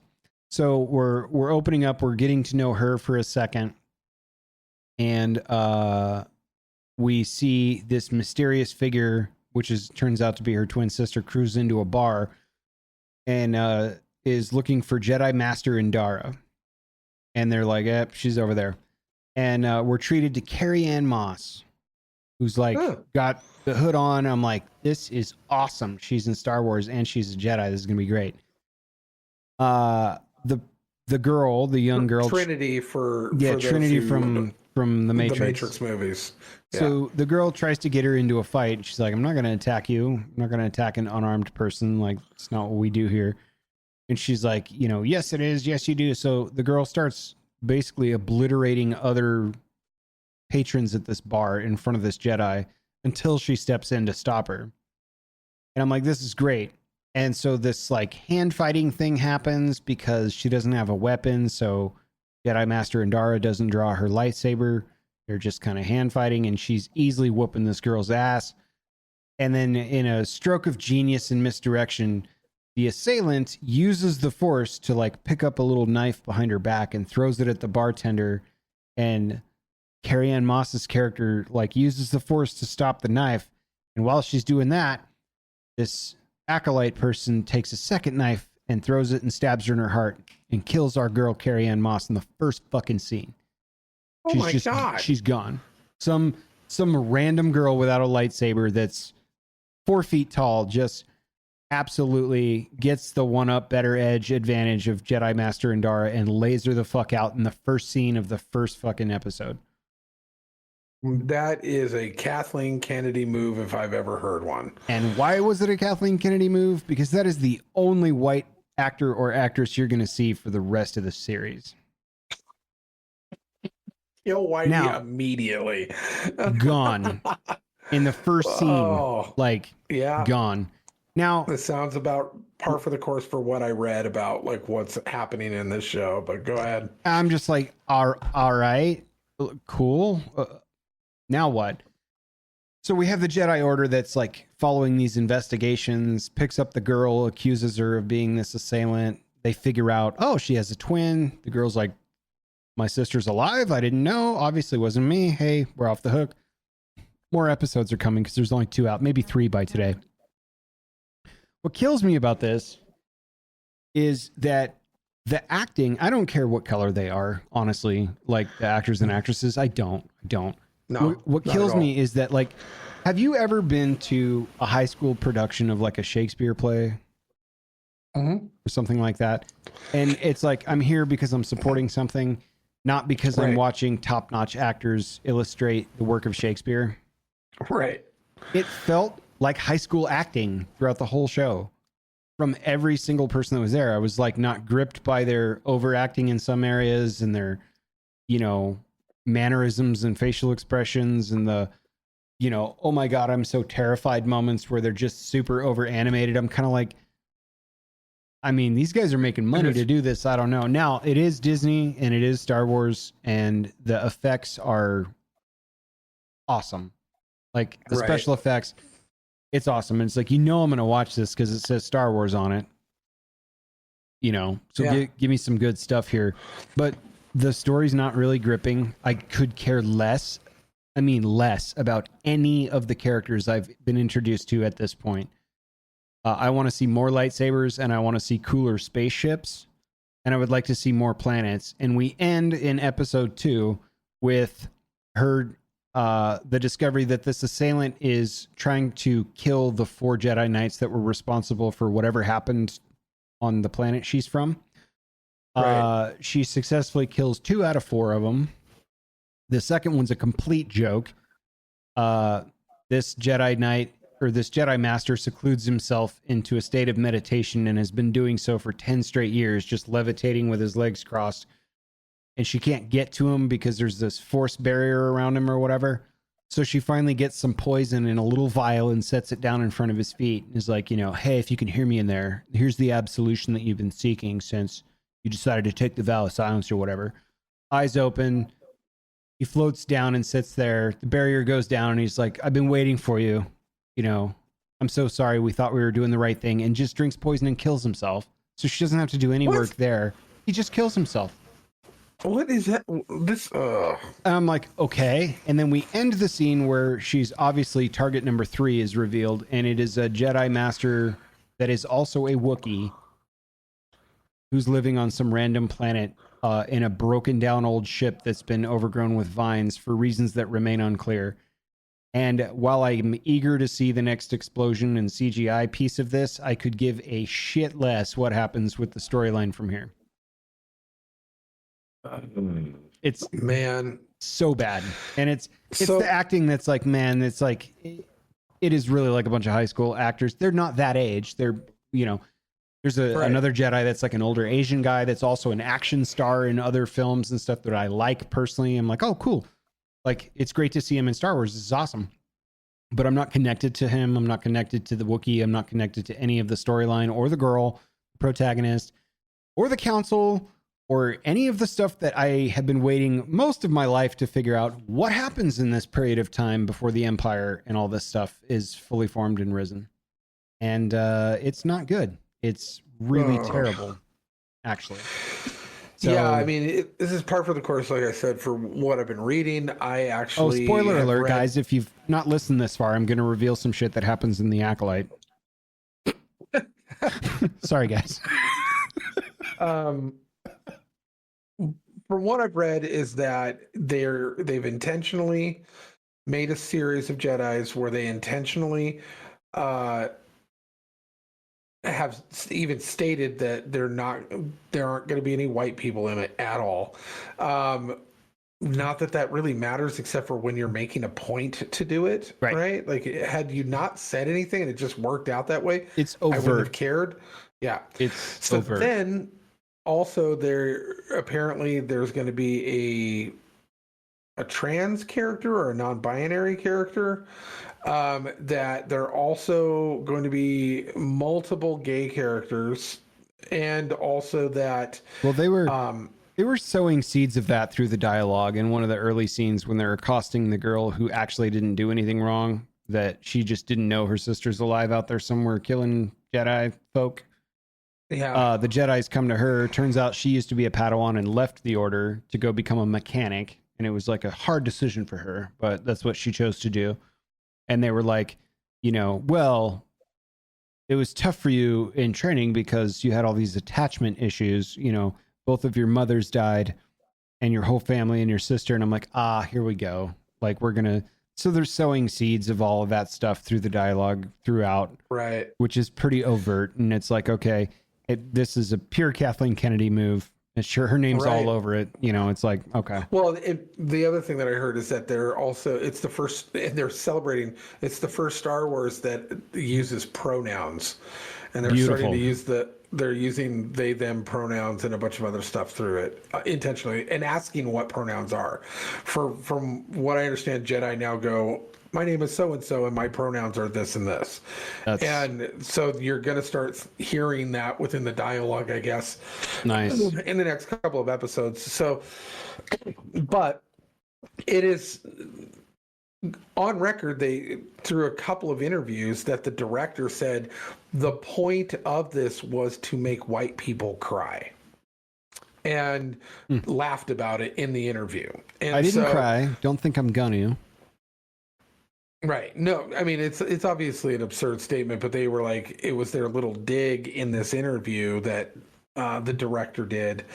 And it's Kathleen Kennedy squatting and pissing on all things Star Wars intentionally. Mm-hmm. She knows what she's doing. This isn't her trying to make it better or be creative.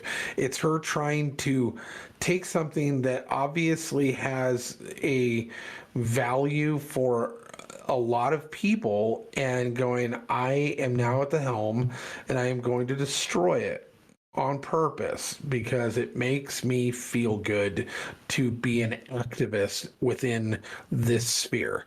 Yep. And that's it. That's all it is. And Kathleen Kennedy should be whipped, then put a blindfold on and sat backwards on a donkey in the desert and have someone slap that donkey's ass, and that's it. Mm-hmm. Then gone. Like, that's how you deal with people like her. Right. You just a simple tar and feathering. Yeah. And then you go, you've committed horrible atrocities to this community, and we can't necessarily kill you, but we can exile you on the back of a donkey into the desert. Right. And then whatever happens after that is up to God and you. For the record, and I do speak for all of Nevadans with this one, we don't want her in the desert. Yeah, we'll make sure she's in New Mexico. We'll steer that donkey east and slap its ass one more time. Yeah. Have it head into the middle America is what we're going to do. It's so overt, and it's so ultimately cringeworthy that it's just like, it really does detract from a story that is very dejected and very basic. It's very great boy detective type of story, to be honest with you. And the effects are fucking awesome, and that's it. The rest of it is just trash. And if there's a bunch of folks on the internet decrying this, I feel, especially diehard Star Wars fans, which I would not consider myself one. I'm a big Star Wars fan. I'm not a diehard Star Wars fan. I don't know as much about the extended universe and stuff, right? My experience with Star Wars is the movies that are presented to me and a few pop culture references and some digging, but not much. I agree with them, and they have every right to be upset. They really do. You know, like Marvel was heading in this direction. Star Wars, for some reason, she has a real hard on for like screwing with Star Wars and making sure that it's. I was under the impression that we were going to get rid of, like, they were literally, she was on the chopping block. I thought Iger suspended her from all the plans that they had made with, like, because she had all these, like, you know, BIPOC directors and, you know, LGBTQ directors and all this stuff lined up for all this stuff, and Brie Larson and this whole move, and everyone kind of was like, nope.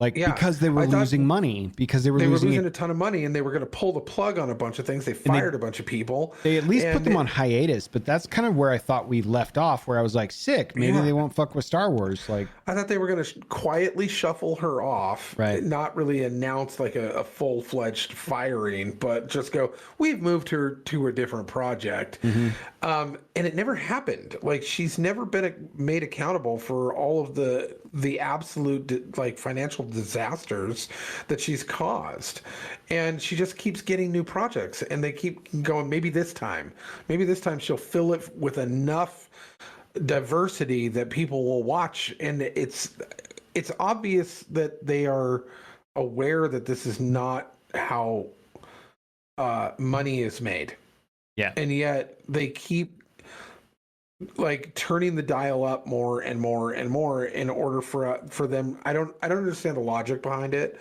other than the money talks, or it used to, you know, like you'd think if you had 4 franchise disasters in a row, you know, that were your brainchild, that you handpicked the people for, and it was your messaging, and you're leveraging a platform that's unbelievably big to produce your own agenda.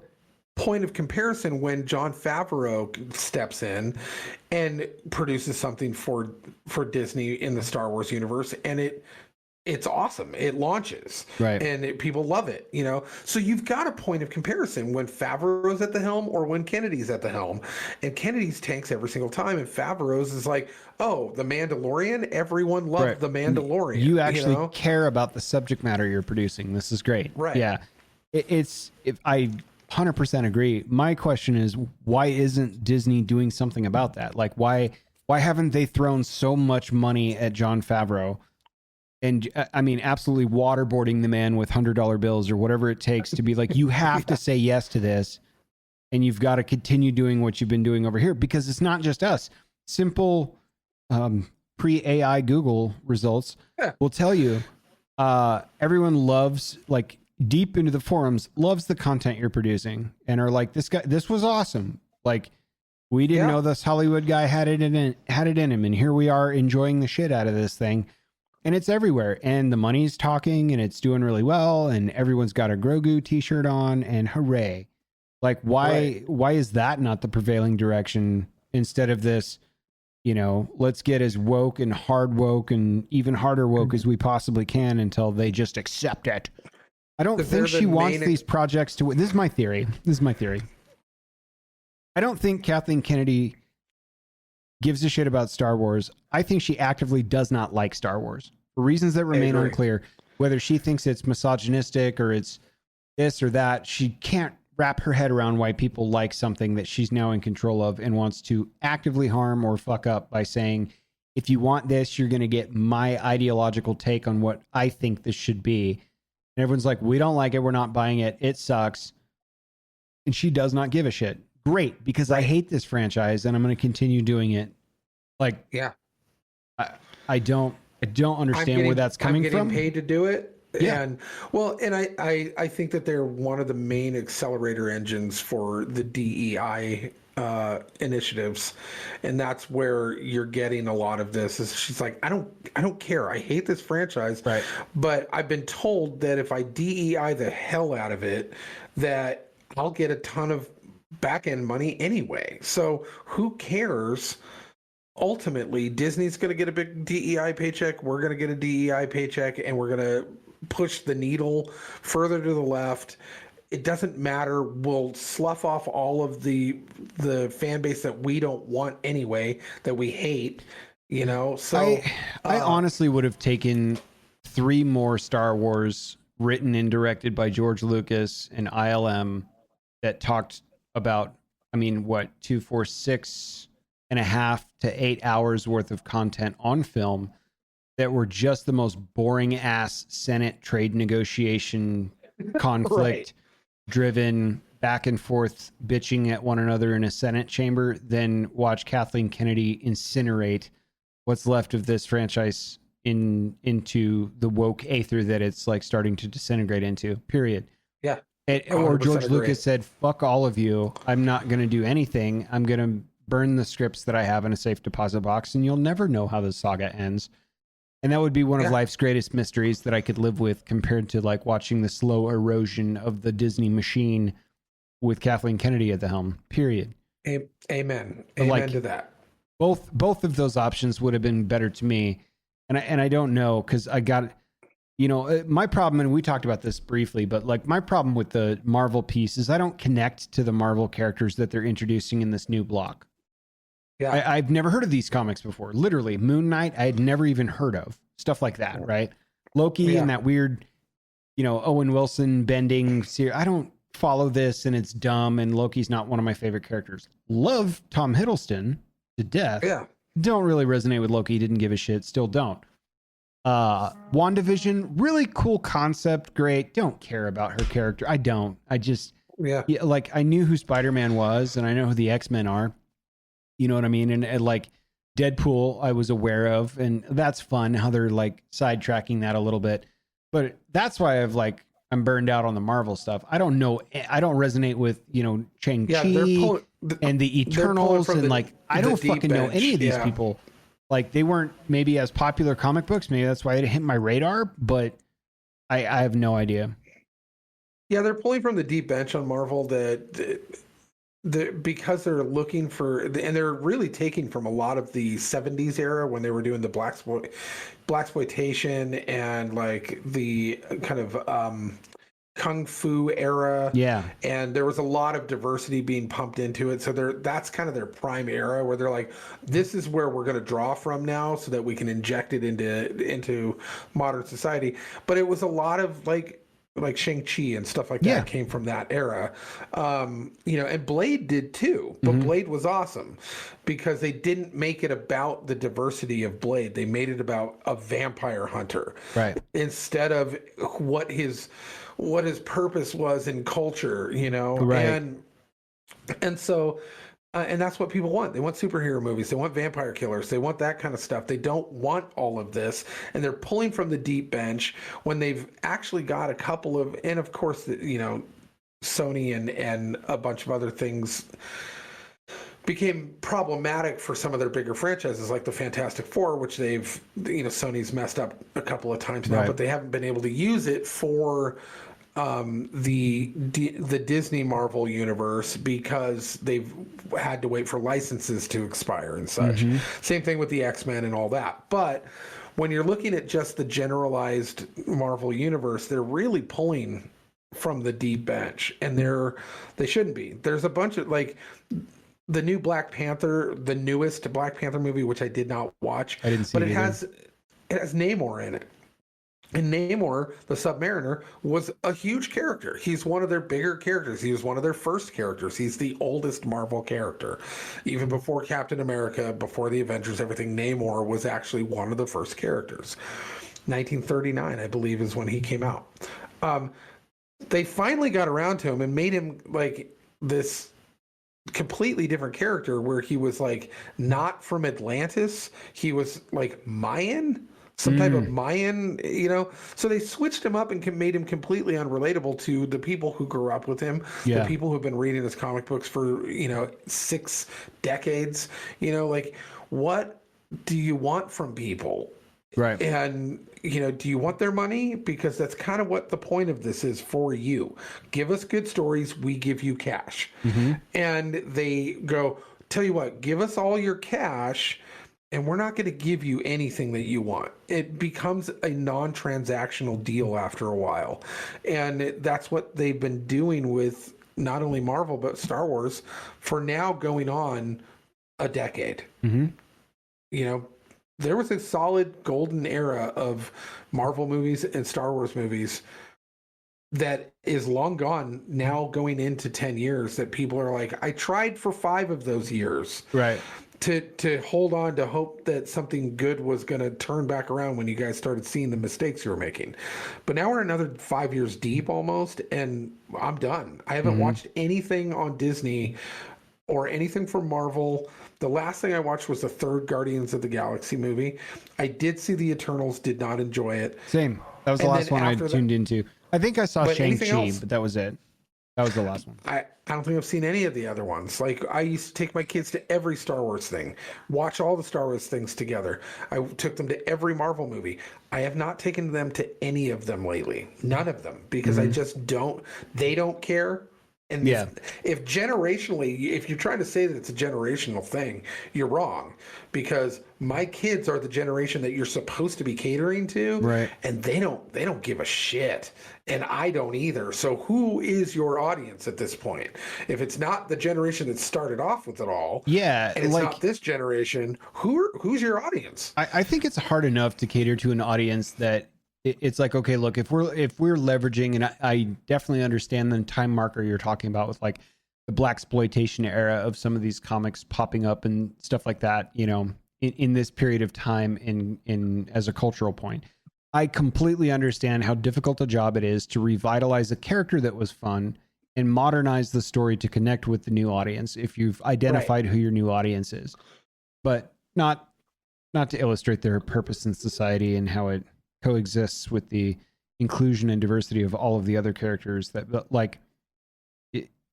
again with the overt, like this is obvious and it stinks because it's bad storytelling, because we come to this place to escape from shit like that.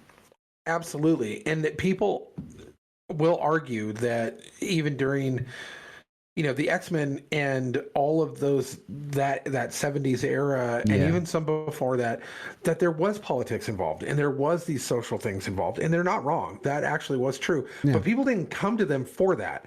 It was the added storyline that you got to learn, social lessons within the context of superhero battles. The kids came for the superhero battles. They didn't want to learn about racism within those books. They got to a little bit, here and there, but it was not the point of it. The point of it was we got to watch the X-Men kick ass.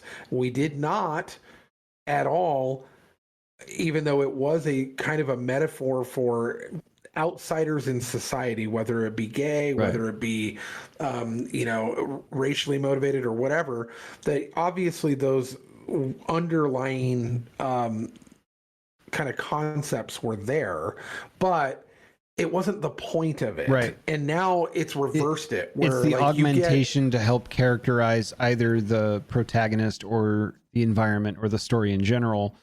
Now it is Right. the fucking premise. And it's like, Yeah. and it's overt, and it's like pretty not fun to watch, because if you're trying to see past that, like I'm trying to see past that to find something positive in it, and the only thing I can rave about are the special effects, we're in deep trouble. Because like it's a basic story, and it's one that does not make sense. This girl is not going to find a way to kill the 2 Jedi Masters that she's killed so far under any circumstance, based on the level of power, effort, training, and like it's not going to happen. And it's happened twice in 2 episodes, and we're moving on to the 3rd one, and I'm just not in it. What I'm going to do before, because we've got some gospel by GenZ to read, I'm going to break the cardinal rule of podcasting right here. I have to show you this because it's that special, but it's in the other room. So I'm going to break away from the camera to grab this. Ooh, and then okay. I'm going to share it with you because I totally forgot, or I would have prepped for it. So I'll be right back. Entertain the people. You're live on YouTube. Live on YouTube. Wow. So yeah, Marvel, has a special place in my heart. So since we were talking about Marvel and Star Wars,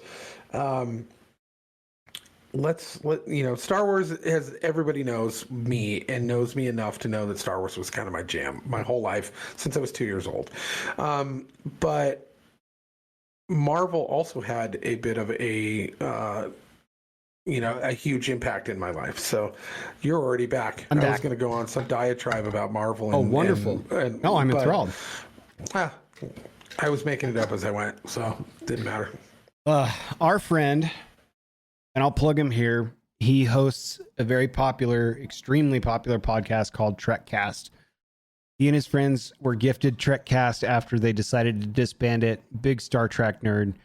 Love him to death. He's been a friend of mine since I was a wee small boy child. His name's Dan Reyes, and he's one of the coolest dudes you're ever going to get to know. Oh, yeah. This guy went to a Trek convention last week or the week before in New York City, or Long Island is where he went. I guess that's still New York City. He did a live podcast there. He interviewed a bunch of people from the Paramount stack that were doing work with various Star Trek shows. Are you familiar with Michelou Sisti? No. Okay, great. He sends me something in the mail that has a $25 sticker on it. This is a 1991 movie star Michelangelo, Teenage Mutant Ninja Turtles. Oh. And it says, "To Angel Cowabunga, Michelou Sisti." Michelou Sisti was the actor that was the puppeteer in the first Teenage Mutant Ninja Turtles and the second Teenage Mutant Ninja Turtles, Secret of the Ooze. It was actually Mikey, and this man found this is his turtle, found a movie star Mikey from this era stack in New York City, and during the panel had Michelou Sisti sign it, and they talked for quite a while about what life was like on the set back then, why there was a few fuck ups between it was like Raph's voice but Mikey's body, right? Because that actor was afraid of heights, and so they're like, the kids are never going to know, so they put me up there. Like all of the deep cut stuff, he was like, this is incredible. He's like, my buddy would love this. So he actually autographed it and sent it to me in the mail. He's like, hey dude, I sent you something amazing. He's like, I sent you something that might need some explaining. And I opened it and I was like, no, it doesn't. I know exactly who this is. That's fucking awesome. And so yeah, I have fantastic. I have his turtle from the first movie, and it's autographed by Michelou Sisti, who's the actual puppeteer in both the first 2 movies for exactly this turtle. Wow, and that just came through the other day, and I thought that was fucking rad. So I wasn't a big X-Man guy. I was kind of a Ninja Turtles guy, but you were always a Ninja Turtles guy. Yeah. And man, shout out to Reyes. Dude, that was a huge deep cut serendipity stars aligning moment. And I'm like, why is he there? He's like, right, because he's working on like Star Trek stuff now and doing some character work, some voice stuff, and producing a few things. And like, he saw that and was like, yes, I'll sign that. That's incredible. And he's like, I found a movie star Mikey, which was his turtle, and I got him to sign it for you. So there you go. And I was like, this is going to get framed in a glass box, which has already been ordered. So I thought that was super cool. Yeah, anyway. super cool. Let me expand upon that a little bit. Just because of Star Trek, because of Reyes, because of collectibles, I'm actually trying to sell something right now. So if anybody's listening, who's into Star Trek collectibles, who wants really rare stuff, I have, and I've had it for a long time, and I've just been sitting on it because I like Star Trek, but I don't love Star Trek like I love Star Wars. Right. So this was an investment situation for me. But I have the entire 61 issue Gold Key original Star Trek comic book series from the late 60s to early 70s. It was 61 issues. I have every single one of them. And I've been holding on to it. But the first two issues 1 and 2, are both graded, CGC graded. And the entire series, I would say, averages about a 6.5. So not terrible condition, but not super great condition, but just right in the middle. Like a good 6.57, I would say, is what the overall condition of the entire series is.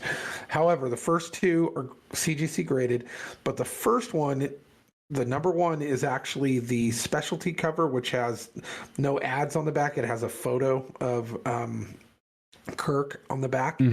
And it is also signed, and it's CGC qualified for the signatures by William Shatner and George Takei. So I've been holding on to this because both of the dudes are in their late 80s to early 90s. Yeah.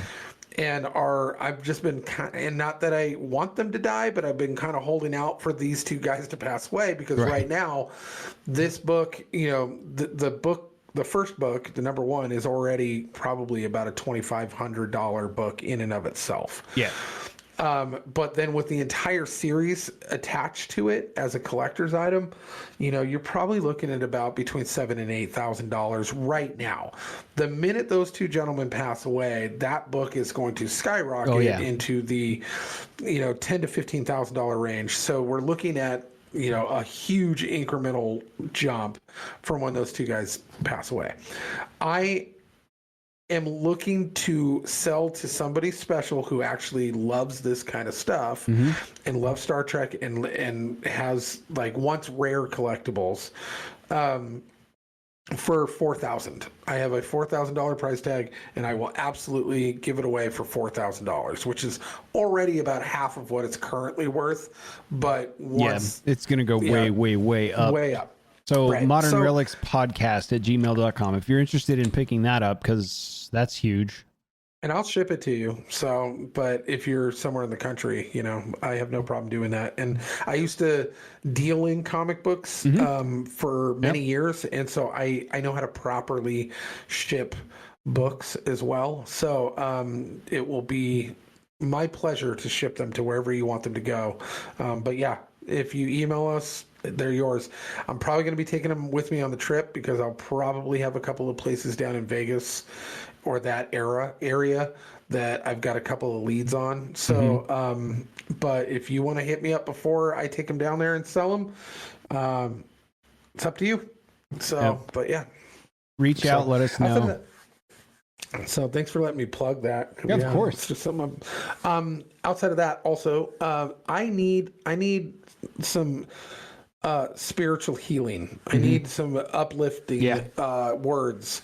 I need something that will take me from the stresses of this world, of bad AI, and of a move that was super stressful and what's going on in the world right now. I need some encouragement. I need some uplifting words from I think the best source available that can be provided from that. That's right. I think we'll turn to the wise words of the gospel by GenZ. I did do homework. I know where we left off from the last episode, believe it or not. Awesome. We're at chapter 10. This is Wedding at Cana. Oh, yeah. Jesus and the boys were invited to a promposal celebration, and his mother Mary was too. And for a while it was bussin', but they started to run out of wine. So Mary spilled the tea to sacred blood, and he said, "Bruh, I thought I was feeling you." But low key, he was in fact feeling her, and was merely speaking in cursive, so that if you know, you know. So he entered his miracles era, and was ready to get all the spiritual smoke. Then Mary went and told the servants to let him cook, for she understood the assignment. Then Jesus told them to pour some water into cups, and then told the water to be extra. And the water said, "Bet." When they all drank, the master of ceremonies said, "This bride and groom passed the vibe check, for normally a couple serves mid-wine last, but not gonna lie, this wine absolutely slaps." For he didn't know that the holy bro secured that bag for them, but the servants had the tea from then on. Legend has it she's still letting him cook to this day. That's chapter 10. Yeah. Praise the Lord. Right.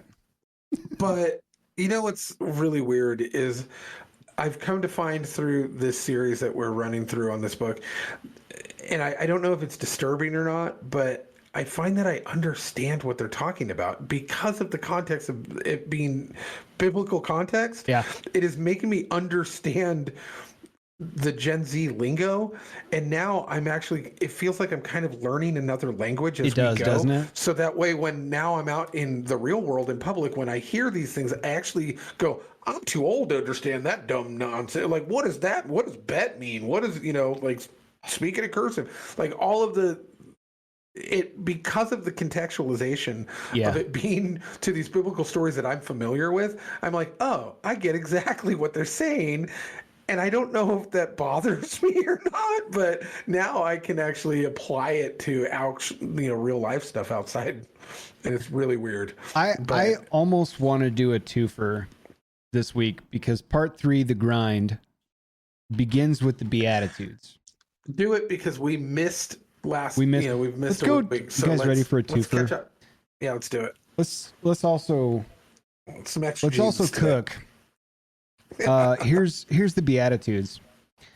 Then Jesus entered his preaching era and started streaming. And when the chat filled up, he began to cook, saying, "W to those who aren't thirsty for this midlife, for they shall have their best life.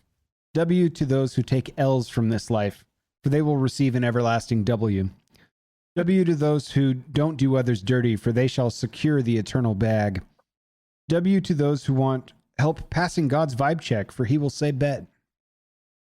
W to those who don't cancel others, for they will not be canceled by the top G. W to those who have holy riz, for they shall pull the Holy Spirit. W to those who turn ops into bros, for they shall be called the CEOs of peace. W to those who catch hands for being valid, for they will not be left on red by God. W to you when the ops be capping hard, and you do so very dirty because you're my fam. Trust, you have crushed it, and have the eternal W, for they treated all the real ones of old, and the chat spammed W and said, "Go off, king," because his teachings went hard. Thus blood began to trend. That was amazing. Wow. Oh my God, it's bad. Yeah. It's bad and it's good. So, man, I think that's it for this week, but sounds to me like you're going to be in my neck of the woods by the time we do this again. So I can't wait, man. I'm packing nothing but tank tops, maybe a Hawaiian shirt, one or two. Yeah. And some sandals, and Every time I look at the little ticker for the temperature ticker, it says heat warning and near record, and it's been saying that every day since the end of May. So it's a hot one. But I can't wait to see you. Sorry we missed y'all on the internet for a few weeks. It's life on life's terms. But again, if you want to reach out for questions, comments, concerns, or Star Trek collectibles now, modernrelicspodcast@gmail.com. I expect we're going to get an email from a potential guest here pretty soon too. More on that offline. We got a lot more coming. The world keeps turning. We're excited to bring it to you. We'll probably see you next week in person. Awesome. Can't wait. Thanks, guys. See ya.